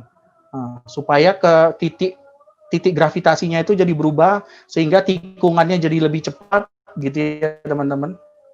Nah, tapi bayaran teknik profesional ini teman-teman ajarkan ke anak SMP yang baru belajar naik motor. Saya jamin kecelakaan langsung di jalan, teman-teman ya.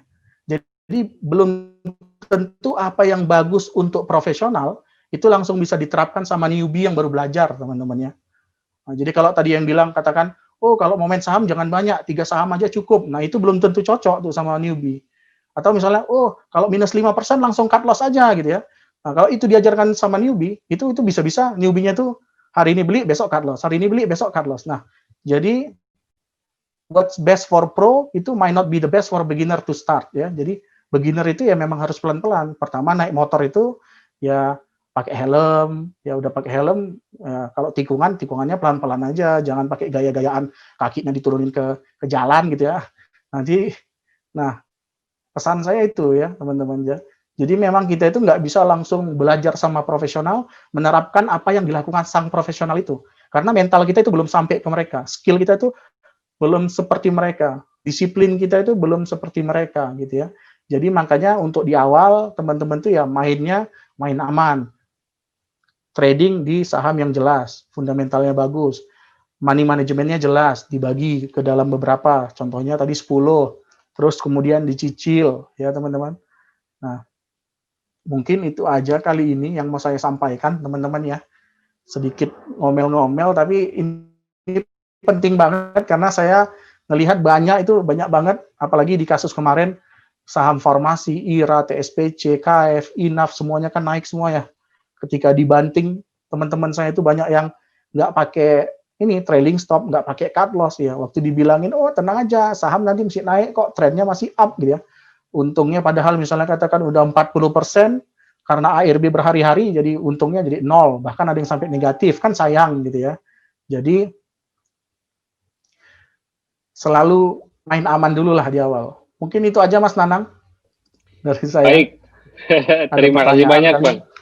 Baik, terima kasih banyak Bang. Ini bagian ujungnya selain menegaskan tentang bagaimana menjadi investor di pasar saham bagi pemula juga menghibur Bang. Terima kasih. Menyayat hati.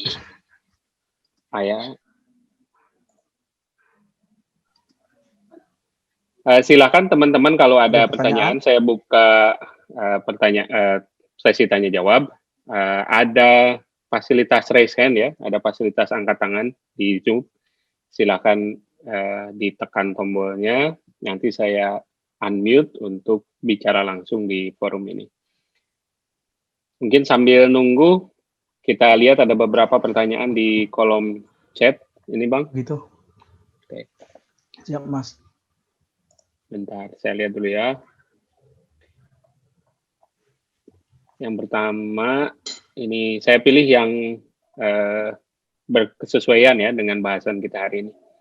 Bagaimana cara mengetahui pasar jenuh jual dan jenuh beli? Saya langsung jawab aja ya. Kalau ini nanti kita bahas di teknikal lebih lanjut ya. Jadi kata Bang Dito tadi di akhir, fundamental ini untuk menentukan saham apa yang dibeli gitu ya. Tapi kapan membeli dan kapan menjual itu teman-teman nanti bisa pelajari lebih lanjut di teknikal. Jadi termasuk jenuh jual, jenuh beli, kemudian average up, average down, itu tekniknya seperti apa, saya kira kita bisa bahas lebih lanjut nanti di teknikal. Mungkin pekan depan kita ada pertemuan berikutnya, webinar berikutnya tentang teknikal. Insya Allah nanti kawan-kawan dari ilmuwan saham akan menjelaskan lebih lanjut. Untuk pekan depan bahasannya tentang teknikal klasik dulu ya, yang klasik seperti apa, support, resistance, dan lain-lain. Berikutnya Pak, cara sederhana untuk menentukan market suatu saham sedang naik atau turun, bagaimana ya? Nah, itu sama juga saya kira ya. Ini bahasannya teknikal ya. Kita hari ini pilih yang terkait dengan fundamental dulu, biar ini. Pertanyaan dari Pak atau Ibu Dwi ya, mohon maaf nih. Pak, kapan kita analisa menggunakan LK kuartalan dan laporan keuangan tahunan, dan apa perbedaannya? Silakan Bang. Oh, siap. Kalau kapan menggunakan LK kuartalan biasanya yang kayak tadi teman-teman ya. Contohnya yang trader yang jangka singkat biasanya bakal menanti-nanti LK kuartalan dikeluarkan karena biasanya kalau laporan keuangan kuartalnya bagus itu saham bakal naik ya. Bahkan sebelum dikeluarkan biasanya itu insider atau gimana itu fund manager itu mereka udah tahu nih saham ini bakal naik. Nah, harga itu udah mulai dikerek naik itu bahkan waktu LK-nya belum keluar. Nah, jadi kapan menggunakan LK itu biasanya orang-orang yang mainnya jangka singkat kuartalan atau juga investor yang ingin memastikan kalau saham yang diakumulasinya itu tidak berubah 180 derajat posisi keuangannya ya. Nah, kapan tahunan ini biasanya kalau kita mau menentukan investasi jangka panjang 5 sampai 10 tahun ya teman-teman. Nah, kita lihat tuh tren tahunannya gimana gitu ya. Apakah sedang meningkat, apakah misalnya contohnya perusahaan ini selalu untung, tapi dari 10 tahun yang lalu untungnya itu 100 miliar, 100 miliar, 100 miliar, 100 miliar, tetap aja. Nah, teman-teman nggak mau yang kayak gitu kan, teman-teman mau yang grow gitu ya.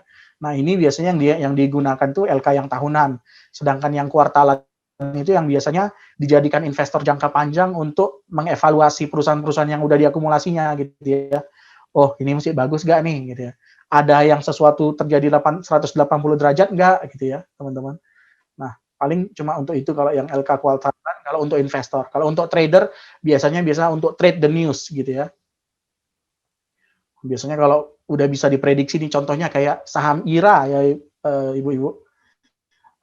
Saham IRA kan katanya akan dapat kontrak jarum suntik triliunan.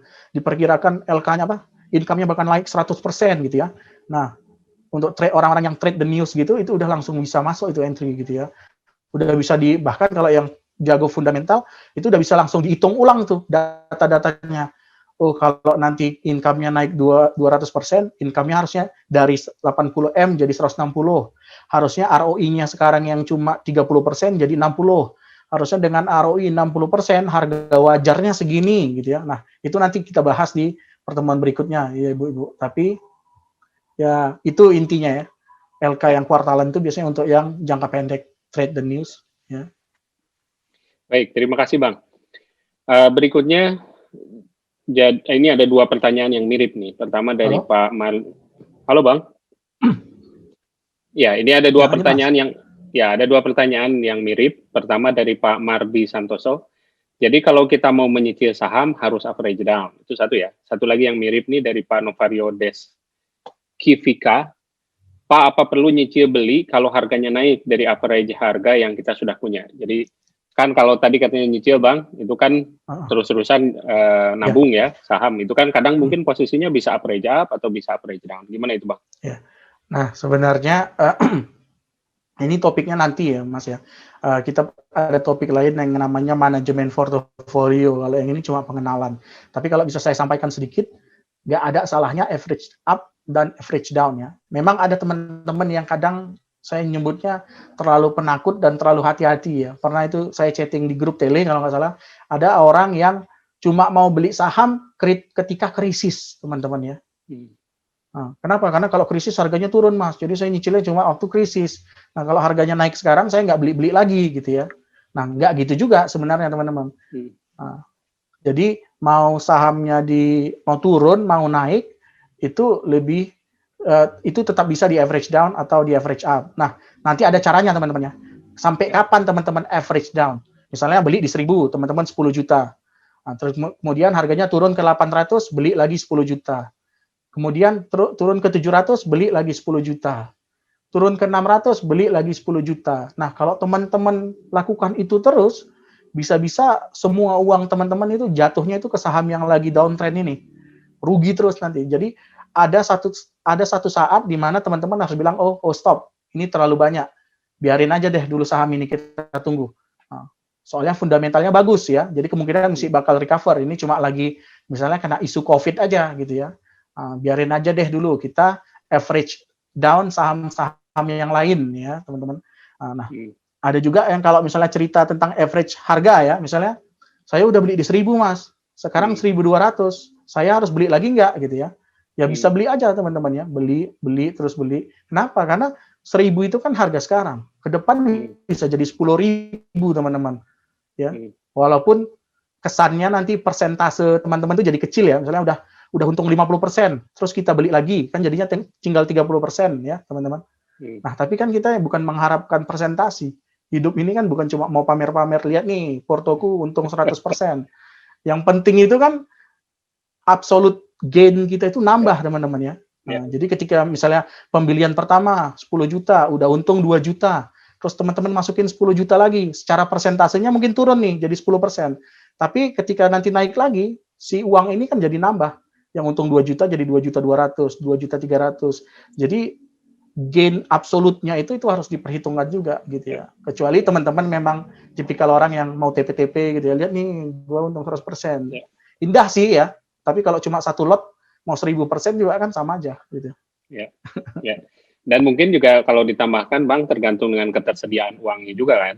Iya, Artinya benar. ada orang yang pengen masuk besar sekali waktu gitu. Kalau memang uangnya ada, ya kan bisa aja. Tapi kalau Bisa memang aja. uangnya nggak ada kan salah satu alternatif ya itu tadi Ya, dollar benar. cost averaging ya. Artinya kita nabung tiap bulan atau nabung tiap minggu gitu. Sesuai dengan Ya. ketersediaan uang untuk beli sahamnya. Baik, pertanyaan berikutnya ini dari sisi nanti fundamental, juga kalau Bang. udah teman-teman belajar. Halo, Bang. Ya. Halo. Silakan, Bang. Ini kan tadi saya jelaskannya secara umum ya, teman-teman ya. Kalau nanti teman-teman udah belajar misalnya cara memvaluasi perusahaan, terus misalnya udah belajar technical analysis, jadi tahu nih kapan harus average up, kapan harus average down. Jadi bisa lebih selektif lagi. Jadi nggak sembarang dollar cost averaging juga gitu ya. Tapi nanti kita pelajarin nanti. Siap. Ini kalau dari sisi fundamental, ada pertanyaan dari Bang Reddy Eka. Kalau untuk pemula, kalau lagi minus, kapan cut loss? Average down atau hold, Bang? Ini dari sisi fundamental ya, Bang. Kita jawabnya dulu. Ya. Kalau untuk pemula, kalau lagi minus, kapan cut loss, average down, hold down. Nah, kalau untuk pemula, kalau memang mau jadi investor, kalau kriteria-kriteria tadi sudah terpenuhi, misalnya perusahaannya bagus, ROIDR-nya cek, bagus ya. Nah, kemudian income-nya bukan cuma tahun ini doang yang bagusnya, tapi memang sejarahnya bagus. Contohnya kayak Unilever tadi. Nah, itu teman-teman nggak perlu cut loss gitu ya teman-teman, karena memang tujuannya 5-10 tahun ke depan. Nah, kalau kayak gini ya teman-teman ya rutin aja terus average down, terus hold gitu ya. Nah, kecuali kalau trader nanti harus cut loss ya. Strateginya harus jelas. Misalnya kalau minus 10% cut loss, minus 7% cut loss, atau misalnya break pattern-nya, pola candle-nya breakdown gitu ya, itu kita cut loss. Nah, nanti diajarin sama Nanang di webinar ke depan. Tapi kalau untuk pemula semuanya udah cek ya, udah maksudnya fundamental udah oke, semuanya udah oke, marketnya lagi trend, cuma lagi koreksi dikit aja gitu ya, cut loss juga bisa average terus, average down. Oke. Baik, sudah ada yang mau Halo, bertanya langsung. Siap. Ini sudah ada yang mau bertanya langsung, Bang, Pak Atoilah. Pak Atoilah, saya silakan di-unmute, Pak. Ya, terima kasih Pak Nanang dan Pak Dito. Ya, Pak. Ada sedikit pertanyaan Pak, termasuk fundamental sih menurut saya ini. Kalau saya lihat tadi presentasi dari Bapak dan beberapa percakapan di grup beberapa hari yang lalu, mungkin saya simpulkan ya, mohon koreksi kalau salah, dalam menentukan satu saham itu kita harus memperhatikan saham itu bukan gorengan, saham itu bukan laporan keuangannya bukan abal-abal, kemudian aman, tidak ada bandarmologi. Kemarin beberapa chat ada bandarmologi, itu tidak lagi bermain di dalam saham itu.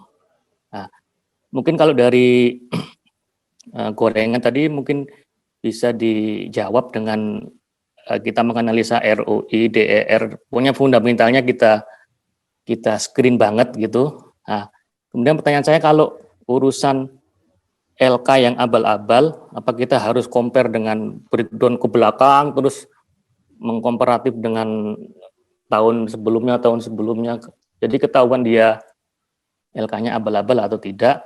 Itu yang pertama tentang LK. Kedua, untuk menganalisa ada bandarmologi nggak di saham tersebut gitu. Nah, karena kalau ada tiga hal ini mungkin katanya kita dikerjain orang gitu, mungkin kita kurang terima kalau kita loss gitu ya. Tapi kalau memang udah pasarnya memang lagi turun ya memang nasib gitu ya. Cuman bagaimana mengatasi dua hal tentang bandarmologi sama LK yang abal-abal tadi. Terima kasih, itu aja Pak. Ya, sebentar saya langsung. Silakan Bang. Sebentar ya Pak ya. Nah kalau kita ngomongin LK, itu salah satunya biasanya yang dilakukan orang itu mengenalin GCG-nya Pak, Good Corporate Governance-nya. Orang-orang di balik perusahaan itu siapa gitu ya. Jadi kalau di Indonesia ini udah ada klan-klan tertentu yang biasanya itu dapat blacklist oleh orang-orang yang investor lah. Kalau yang megang si ini jangan masuk deh gitu. Nah, karena itu orang gak jelas gitu ya. Jadi biasanya kalau teman-teman itu yang investor jangka panjang itu siapa direksinya itu langsung kayak lagi stalking. Kalau misalnya teman-teman yang milenial tuh kayak lagi stalking pacar gitu loh Pak. Oh siapa nih cewek nih ya gitu ya. Oh keluarganya gimana gitu. Nah sama ya, dicek dulu track record orang ini gimana, pernah terjaring kasus korupsi enggak, atau penyelewengan uang enggak, atau tunggakan apa gitu bank misalnya gitu ya Pak ya. Nah, semuanya itu komisarisnya, apa namanya, direksinya itu bisa dicek ya, kayak kita nge-stalking seseorang aja gitu Pak. Backgroundnya kita pelajarin gitu ya Pak ya. Jadi itu nyebutnya mempelajari apakah satu perusahaan itu yang ngelola itu bagus atau enggak. Nah, karena ya tadi LK itu bisa aja dimanipulasi ya teman-teman ya Pak. Nah kalau yang kedua tentang bandarmologi, jadi bandar itu pasti bermain di mana aja sih Pak gitu. Nggak mungkin ada saham yang nggak dibandarin. Cuma ada bandar yang baik ya. Baik di sini artinya memang sebagai penyedia likuiditas ya, market maker. Ada yang memang mainnya itu memang mau tujuannya memang mau merampok. Saham yang nggak jelas tuh diangkat tinggi sampai harganya nggak rasional, kemudian nanti dibanting gila-gilaan gitu ya. Nah, yang dihindari mungkin yang seperti itu, bandar yang kayak gitu ya Pak. Contohnya kalau mau saya tunjukin ini,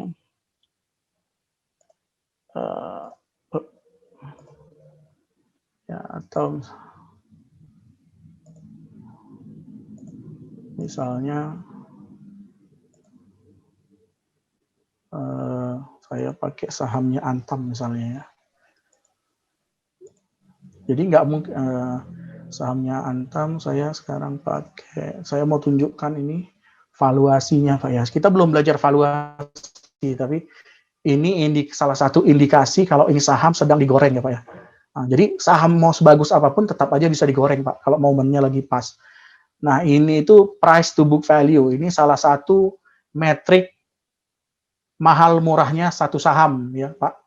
Nah, jadi kalau kita tahu ini saham Antam ini normal range-nya itu harganya biasanya di PBV 0,5 sampai 1,5 Pak. Dari tahun 2016 naik turun. Jadi range normalnya itu gitu ya Pak ya. Jadi untuk mengetahui bandar lagi goreng atau enggak, nah sekarang ini barang lagi digoreng ke atas sampai ke nilai 4 Pak gitu ya. Padahal LK-nya belum tentu makin bagus, Tesla-nya belum tentu datang ya. Semuanya masih isu. Tapi yang namanya bandar ya nggak apa-apa, mereka senang aja digoreng nih sampai ke 3 kali, ini 1,5 ya, sampai ke 4 itu kan hampir 3 kali harga yang sewajarnya gitu ya, karena historisnya dia itu selalu di range antara 0,5 sampai 1,5, 0,5 1,5, 0,5 1,5 gitu. Nah saat ini karena isunya lagi kuat, bandar ya masuk, digoreng terus tuh harga di atas ya. Nah makanya bagi teman-teman yang pemula atau yang belum tahu pasang cut loss, belum bisa disiplin cut loss, hati-hati. Karena bisa aja si 3 ini kan sekarang PBV-nya 3. Jadi harganya itu 3 kali harga normalnya, 3 kali ekuitasnya. Bisa aja dibalikkan lagi nanti ke 2,0 gitu. Bayangkan kalau orang udah beli di pucuk ini, bisa rugi berapa? 50% misalnya. Nah, hati-hati dengan perusahaan yang tiba-tiba naik begini. Jangan dikejar saham-saham yang udah terbang tinggi ke langit begini, Pak. Kalau Bapak misalnya belinya di bawah, ya, wah itu mah enak ya, belinya di 1 gitu, karena ini ya biarin aja sampai ke 4, jangan-jangan nanti bisa ke 7. Tapi kalau teman-teman yang belum punya saham begini, jangan coba-coba masuk di PBV 4 sampai 3,5, karena resikonya bisa besar. Jangan-jangan dari 3,5 nanti bisa balik ke 1,5 gitu ya. Nah, contohnya saham-saham kayak saya tunjukin lagi saham-saham kayak IRA ya. Ups, ini siapa yang nyoret-nyoret nih?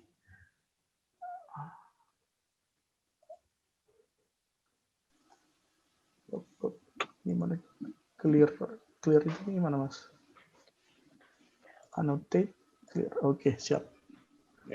Nah, contohnya ini saya tunjukin satu saham lagi.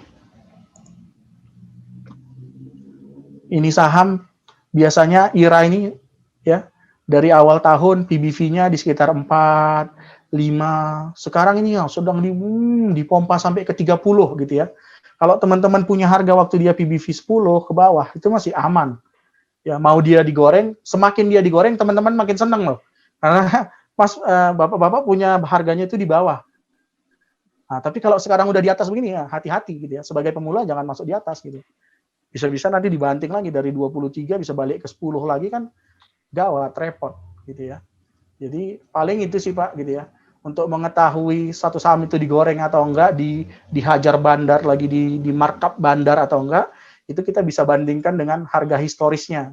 Ke belakang gimana? Harga wajarnya berapa sih sebenarnya? Nah, tapi kita belum belajar harga wajar sih ya di sini.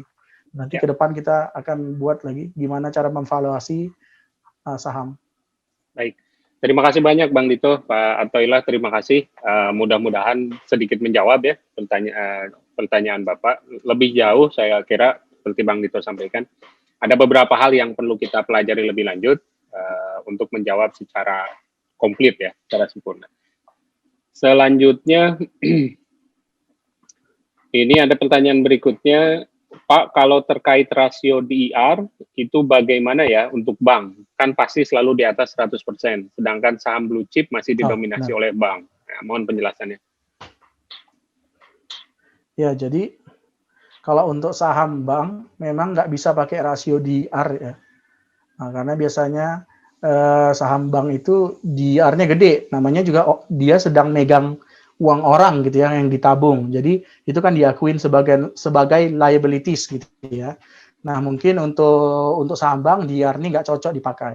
Nah, biasanya itu ada NPF, non-performing loan atau non-performing finance. Jadi gagal bayar di bank itu ya, teman-teman. Jadi kalau ada orang kredit 100 triliun totalnya di satu bank, dari 100 triliun ini berapa yang gagal bayar gitu ya. Nah, semakin banyak yang gagal bayar, ini perusahaan hati-hati ya teman-teman. Nah, paling itu aja sih pembedanya. Jadi DIR ini memang nggak bisa dipakai ke banking.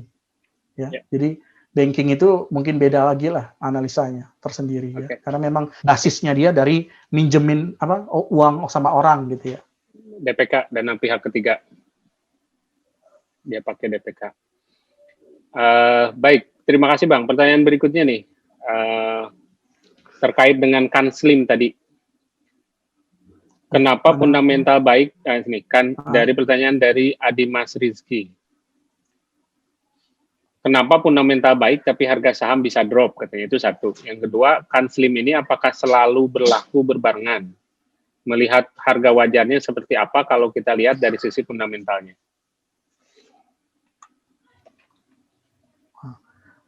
Kenapa fundamental baik, harganya bisa drop? Bisa-bisa aja Pak. Karena harga baik harga naik turun itu bukan ditentukan dari fundamental doang, gitu ya Pak ya. Tidak hanya ditentukan dari fundamental saja, gitu ya. Harga naik turun, apalagi jangka pendek, itu bisa ditentukan dari news, ya seperti yang Kanslim tadi. Bisa ditentukan dari current annualnya, gitu ya. Current earning-nya, gitu ya. Bisa jadi market maker yang sedang markup harga gitu ya teman-teman, dikerjain aja memang harganya dinaikin. Jadi tapi untuk jangka panjang, makanya tadi kan saya bicara ini tentang investasi jangka 5 tahun, 10 tahun, bahkan bandar sendiri pun pasti mengikuti fundamental ya. Karena ibaratnya kalau ada saham yang ROI-nya 40%, PBV-nya katakan 0,1 teman-teman ya, itu nggak mungkin dibiarin sampai ke 0,1 ya. Pasti bandar juga bakal ngutip. Ya. Jadi bandar sendiri pun dipengaruhi oleh yang namanya fundamental dalam jangka panjang. Nggak akan mungkin ada emas 1 kilo tergeletak di jalan raya, nggak ada yang ngambil, itu nggak mungkin, teman-teman. Pasti banyak bandar yang bakal ngutipin. Ya. Tapi untuk jangka pendek, itu nggak selalu korelasi dengan fundamental yang baik. Apalagi misalnya valuasinya sudah sangat mahal. Contohnya kayak Unilever, ya. ROI-nya bagus, DIR-nya bagus, tapi sahamnya PBV-nya tadinya misalnya 44, karena tahun 2017, 2016, itu market kan lagi memang bagus banget ya, ekonomi dunia lagi bagus. Nah, sekarang sedang downtrend tuh dari 2018. Kenapa? Karena ada trade war, karena ada COVID, jadi wajar kalau memang saham yang tadinya valuasinya udah terlalu tinggi, itu turun dulu wajar gitu ya teman-teman. Jadi naik turunnya harga itu untuk jangka pendek tidak selalu karena fundamental.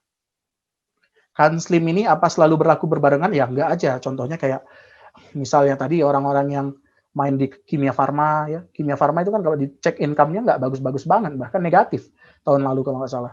Tapi karena sekarang lagi ada isu new product vaksin dihajar naik tinggi. Nah, tapi apakah kita harus investasi di Kimia Farma untuk jangka 5, 10, 20 tahun? Ya enggak gitu ya. Nah, supaya aman mainnya yang kan-slimnya berbarengan. Contohnya saham-saham kayak Sido muncul ya teman-teman ya. Itu kan earning-nya bagus ya, produknya bagus, marketnya memang selalu uptrend gitu ya. Tapi memang jadinya geraknya lambat gitu ya.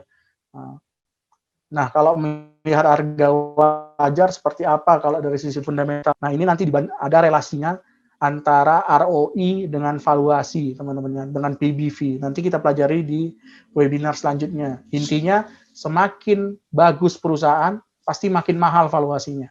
Kayak Unilever, ROI-nya 120, PBV-nya itu kalau nggak salah 30-an ke atas, gitu ya.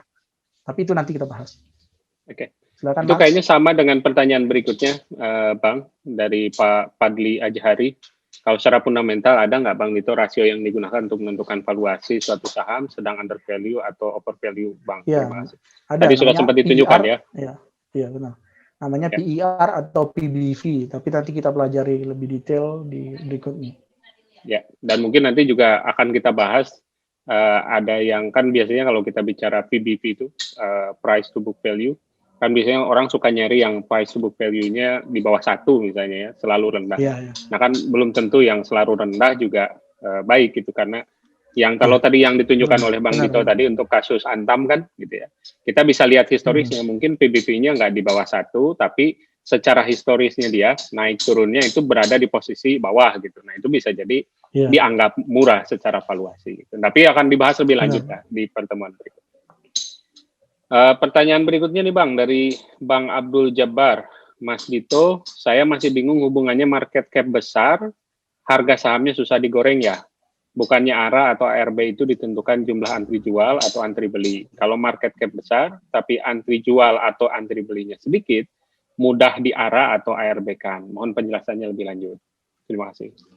Logikanya gini Mas, yang Mas bilang itu benar ya.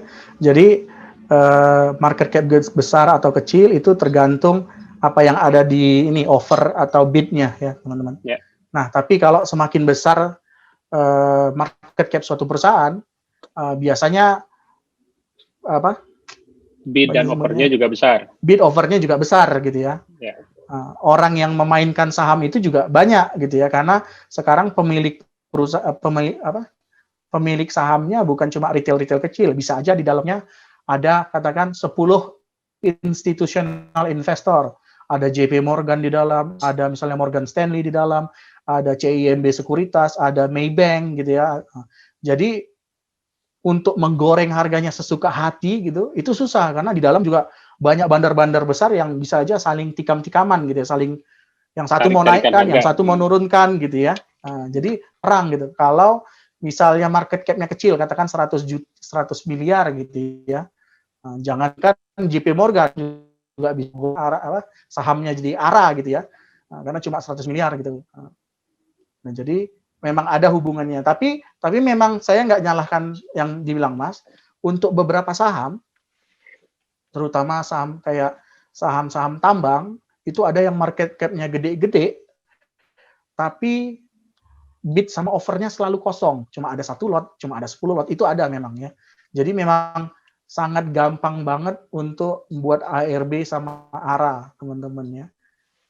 Tapi kasus normalnya itu biasanya semakin besar market cap, itu juga semakin susah untuk digoreng. Baik, saya kira selesai ini pertanyaan dari chat. Ada teman-teman yang masih mau bertanya, silakan bisa gunakan fasilitas raise hand, angkat tangan di Zoom ya, itu di aplikasi sebelah bawah itu ada raise hand, angkat tangan. Teman-teman bisa gunakan fasilitas itu, nanti saya unmute dan bisa bertanya langsung di forum ini. Atau silakan dicatat di chat kalau misalnya ada pertanyaan tambahan. Saya kasih waktu 5 menit ya. Sambil saya ada sedikit polling nih Bang.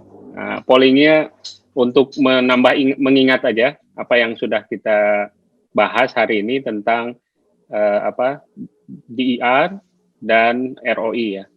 Ini kuis aja. Nah, supaya ingat apa yang disampaikan hari ini. Coba saya lihat. Ini pertanyaannya tentang DR dan ROI. Ini pertanyaan receh ini ya, cuman buat mengingatkan aja apa yang sudah kita dapat hari ini. Ini saya launching pollingnya, ada 2 pertanyaan. Ini cara sederhana ya. Saya isi pollingnya ini ada pop up. Ya. Ngitung DR sama ROI. Saya sambil ingatkan juga untuk teman-teman yang hadir hari ini, yang belum isi absen, silahkan bisa isi absen. Kalau scroll di chat ke atas, itu ada absen paling atas ya. Daftar hadir. Nih, saya copy ulang lagi. Saya taruh di... Oh, enggak bisa copy ya ini ya. Mas Wandi barangkali bisa bantu untuk diingatkan jadwal link untuk ngisi daftar hadir.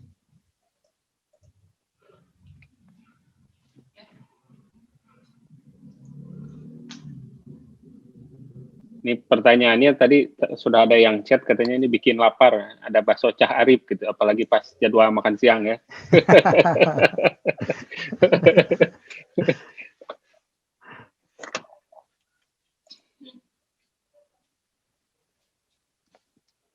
Oke. Oh ya, saya sedikit share juga Bang, nanti tadi yang terkait dengan laporan keuangan itu, ini teman-teman kan yang sudah punya akun di Sekuritas itu sudah biasa melihat laporan keuangan atau angka-angka statistik tentang laporan keuangan, rasio-rasio tadi ya, yang disebutkan Bang Dito di sekuritasnya masing-masing gitu. Ya, itu cara paling mudah. Kalau teman-teman nggak mau repot pergi masuk ke idx.co.id untuk download laporan keuangan. Cuman sesekali itu perlu dilakukan ya untuk ngecek, untuk memastikan bahwa data yang dimunculkan di sekuritas juga datanya berkesesuaian ya kan. Kalau kata saya pernah baca bukunya Mas Teguh itu yang value investing, sebaiknya senantiasa mengacu ke idx.co.id itu agar laporan yang kita dapat adalah laporan yang asli sebagaimana dipublikasikan di website Bursa Efek Indonesia. Akan tetapi untuk kemudahan ya tentu tidak ada salahnya, gampang aja kita lihat misalnya di Stockbit, teman-teman yang pakai Stockbit bisa langsung lihat key statistiknya, rasio-rasio laporan keuangan yang pakai iPod, yang pakai Mandiri Sekuritas itu udah ada semua di aplikasinya teman-teman. Baik, saya kira ini semua polls-nya sudah masuk. Alhamdulillah nih banyak sekali yang menjawab benar ya pertanyaannya nih. Pertanyaannya sederhana aja ya. Tadi yang pertama DR. Ini Bang Dito mau dibahas ini ya. Sederhana nih pertanyaannya. Ya, kalau DR perusahaan ya Pak perusahaan angin ribut utangnya 20 miliar, ekuitasnya 10 miliar. Berarti debt dibagi equity-nya itu kan 20% ya, 20 dibagi 100. Jadi jawabannya 20%. Kalau yang kedua mungkin ROI ya teman-teman. Ini bakso Cak Arif pendapatannya 10 juta ya. Sedangkan ekuitasnya 200 juta teman-teman. Jadi berapa ROI-nya itu 10 bagi 200 itu sekitar 5% ya teman-teman. Jadi ini udah banyak banget nih yang jawab benar. Saya rasa ada juga beberapa yang mungkin lagi ngantuk. Ini soal matematika ini. Ya. Baik, terima kasih banyak rekan-rekan semua. Siap Mas. Gimana? Enggak, ini tadi ada yang nanya, Mas, review Wika sedikit gitu. Kalau nggak keberatan ya kita bisa aja misalnya mau 10 saham kita bahas gitu ya di akhir. Kalau nggak ngantuk gitu. Tapi terserah aja. Udah bebas lah. Boleh kita kasih aja ya satu ini terkait satu pertanyaan Wika. Tapi kita bahasnya dari sisi fundamental ya, karena kita pertemuan hari ini kita membahas fundamental. Jadi kita lihatnya Wika saja satu dari sisi fundamental. Silakan Bang. Siap. Nah kalau kita ngelihat Wika misalnya teman-teman ya, udah kelihatan belum sih Mas? Belum ya? Nah, karena kaitannya kalau nggak bahas Stockpick itu webinar itu nggak afdol katanya Mas, nggak greget gitu ya. Jadi kita kasih bumbunya dikit lah ya. Jadi kalau ini Wika teman-teman ya, kalau kita lihat di Stockbit itu ada key statistiknya. Nah biasanya kalau saya ngelihat tuh saya lihat income-nya dulu. Kalau udah banyak banget negatifnya itu udah nggak jelas tuh. saya tinggalin. Kalau Wika ini Q3-nya itu negatif 200 ya, tapi saya mesti bisa maklumin karena lagi COVID ya teman-teman. Nah, kalau dari sisi ini DR-nya, debt to equity ratio-nya itu 1 ya teman-teman. Jadi ini di bordernya kita tadi kan 1, ini 1,09 ya. Nah, jadi ini di border ya. Kalau teman-teman yang udah yakin sih nggak apa-apa, tapi kalau nggak yakin mending jangan gitu misalnya. Terus dari sisi ROI-nya ini 7% teman-teman ya. Nah, kalau tadi kan filter kita itu 10% ya.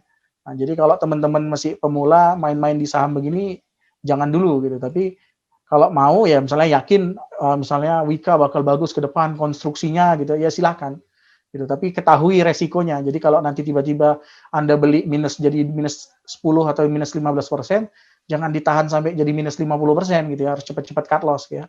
Karena saham-saham udah nggak sesuai kriteria kita misalnya. Kalau melihat valuasinya misalnya dari price to book value-nya ya teman-teman. Kalau kita lihat Wika ini biasanya di range-nya itu kalau kita lihat dari 5 tahun terakhir itu di range-nya biasanya di berapa ini? Di 0,7 terus naik ke 1,5 ya. Jadi range-nya begitu ya. Dari tahun 2018 teman-teman. Sekarang 1,3. Jadi harga sekarang itu sudah lumayan tinggi dibandingkan 5 tahun terakhir. Tapi kalau kita ngacu ke 10 tahun terakhir ya dari sisi fundamental, ini Wika ini tahun 2013, 2014 waktu zaman Jokowi naik itu PBV-nya bisa sampai ke 5 ke 6 teman-teman ya. Karena kan dulu itu yang diisu digaung-gaungkan itu ini ya apa namanya? Pak Jokowi infrastruktur pokoknya fokusnya. Jadi sebelum dia terpilih juga sahamnya udah digoreng ke atas, udah price in istilah kerennya ya teman-teman. Udah price in ke harga yang bakal terjadi 2 tahun ke depan gitu ya. Makanya PBV-nya itu dari 2 itu bisa ke 6 digoreng bandar gitu ya. Kalau teman-teman yang akumulasi dari PBV 2 enak. Tapi bayangkan kalau baru beli di PBV 6 terus kemudian down sampai sekarang jadi 1,3. Nah, ini bahaya. Nah, kalau sekarang gimana Mas? Sekarang ini ya kalau ngelihat jarak dekat hati-hati kalau teman belum punya ya. Nah, kalau saya sih nggak sarankan orang investasi beli di sekarang ya teman-teman untuk Wika. Tapi kalau saya sendiri misalnya, saya sehari-harinya biasanya swing trader atau scalper. Ya kalau sahamnya naik saya masuk gitu ya. Tapi kalau misalnya tebakan saya salah, misalnya langsung negatif 5, negatif 7%, saya langsung cut loss gitu. Bisa aja nanti dia balik ke PBV 1 lagi ya gitu. Jadi nggak ada jaminan teman-teman ya. Mungkin itu dari segi dari segi valuasi. Nah, kalau kita mau ngecek dari segi fundamental teknikal dikit ya Mas ya. Mas Nanang. Ya, boleh. Sebentar Bang, gitu. Itu bisa balik lagi ke yang fundamental Bang, ke topik tadi. Boleh. Siap. Itu kan suka ada yang bilang saya tahan aja lah sahamnya gitu karena nanti dapat dividen gitu. Nah, ini kayak Wika ini dividennya gimana Bang? Oh, kalau Wika ini dividennya kalau kita lihat ya. Wika ini dividen yield-nya itu 2,6% teman-teman ya. Jadi ini termasuk yang bagus ya. Dan kalau contohnya soalnya kalau nabung di bank itu sekitar 2% ya teman-teman. Jadi kalau deposito itu 4% dikurangin pajak lagi ya. Berapa Mas? 10% atau 20% pajaknya. Ya. Nah, jadi ini udah sebanding dengan tabungan lah. Dividen yield-nya. Nah, kalau kita lihat secara historis juga ya, teman-teman. Dividen yield-nya itu memang Wika itu cenderung yang royal ngasih dividen. Di 5 tahun terakhir itu dividennya biasanya rata-ratanya di 2%, pernah nyampe ke 4%, turun lagi 2% gitu ya. Jadi memang yang rutin membagikan dividen, teman-teman ya. Kalau yang ngarepin dividen sih. Tapi jangan dibandingkan dengan perusahaan tambang ya, Bang? Oh iya, jangan bandingkan sama misalnya kayak PTBA. Kalau misalnya teman-teman yang ngarepin dividennya gede gitu ya. Mana sini? Bentar. Oke. Misalnya saya mau nunjukin PTBA misalnya ya, teman-teman. Ini dividennya yield-nya itu bisa gila-gilaan gitu ya. Ngalahin ini PTBA itu kalau dari 10 tahun yang lalu di 5%, sekarang di belasan persen ya, bisa di 16, terakhir kali kalau nggak salah di 15-16an. Nah, jadi itu udah ngalahin obligasi, udah ngalahin inilah udah paling tinggi lah ya dividennya 10% ke atas itu. Perusahaan tambang sih begitu tinggi-tinggi. Silakan yang Wika tadi gimana Bang? Dari sisi teknikalnya. Nah, yang Wika tadi misalnya, Kalau kita lihat teknikal nih ya, sedikit aja.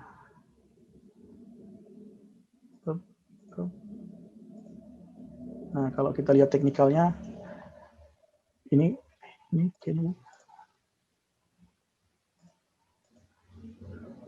Nah, sekarang trennya lagi turun. Kalau kita lihat tren jangka pendeknya, ini ada trend line dan udah break trend line ya. Kemarin udah sempat mau ke atas lagi, ternyata ini turun. Jadi ini konfirmasi kalau dia turun dari MA berapa nih?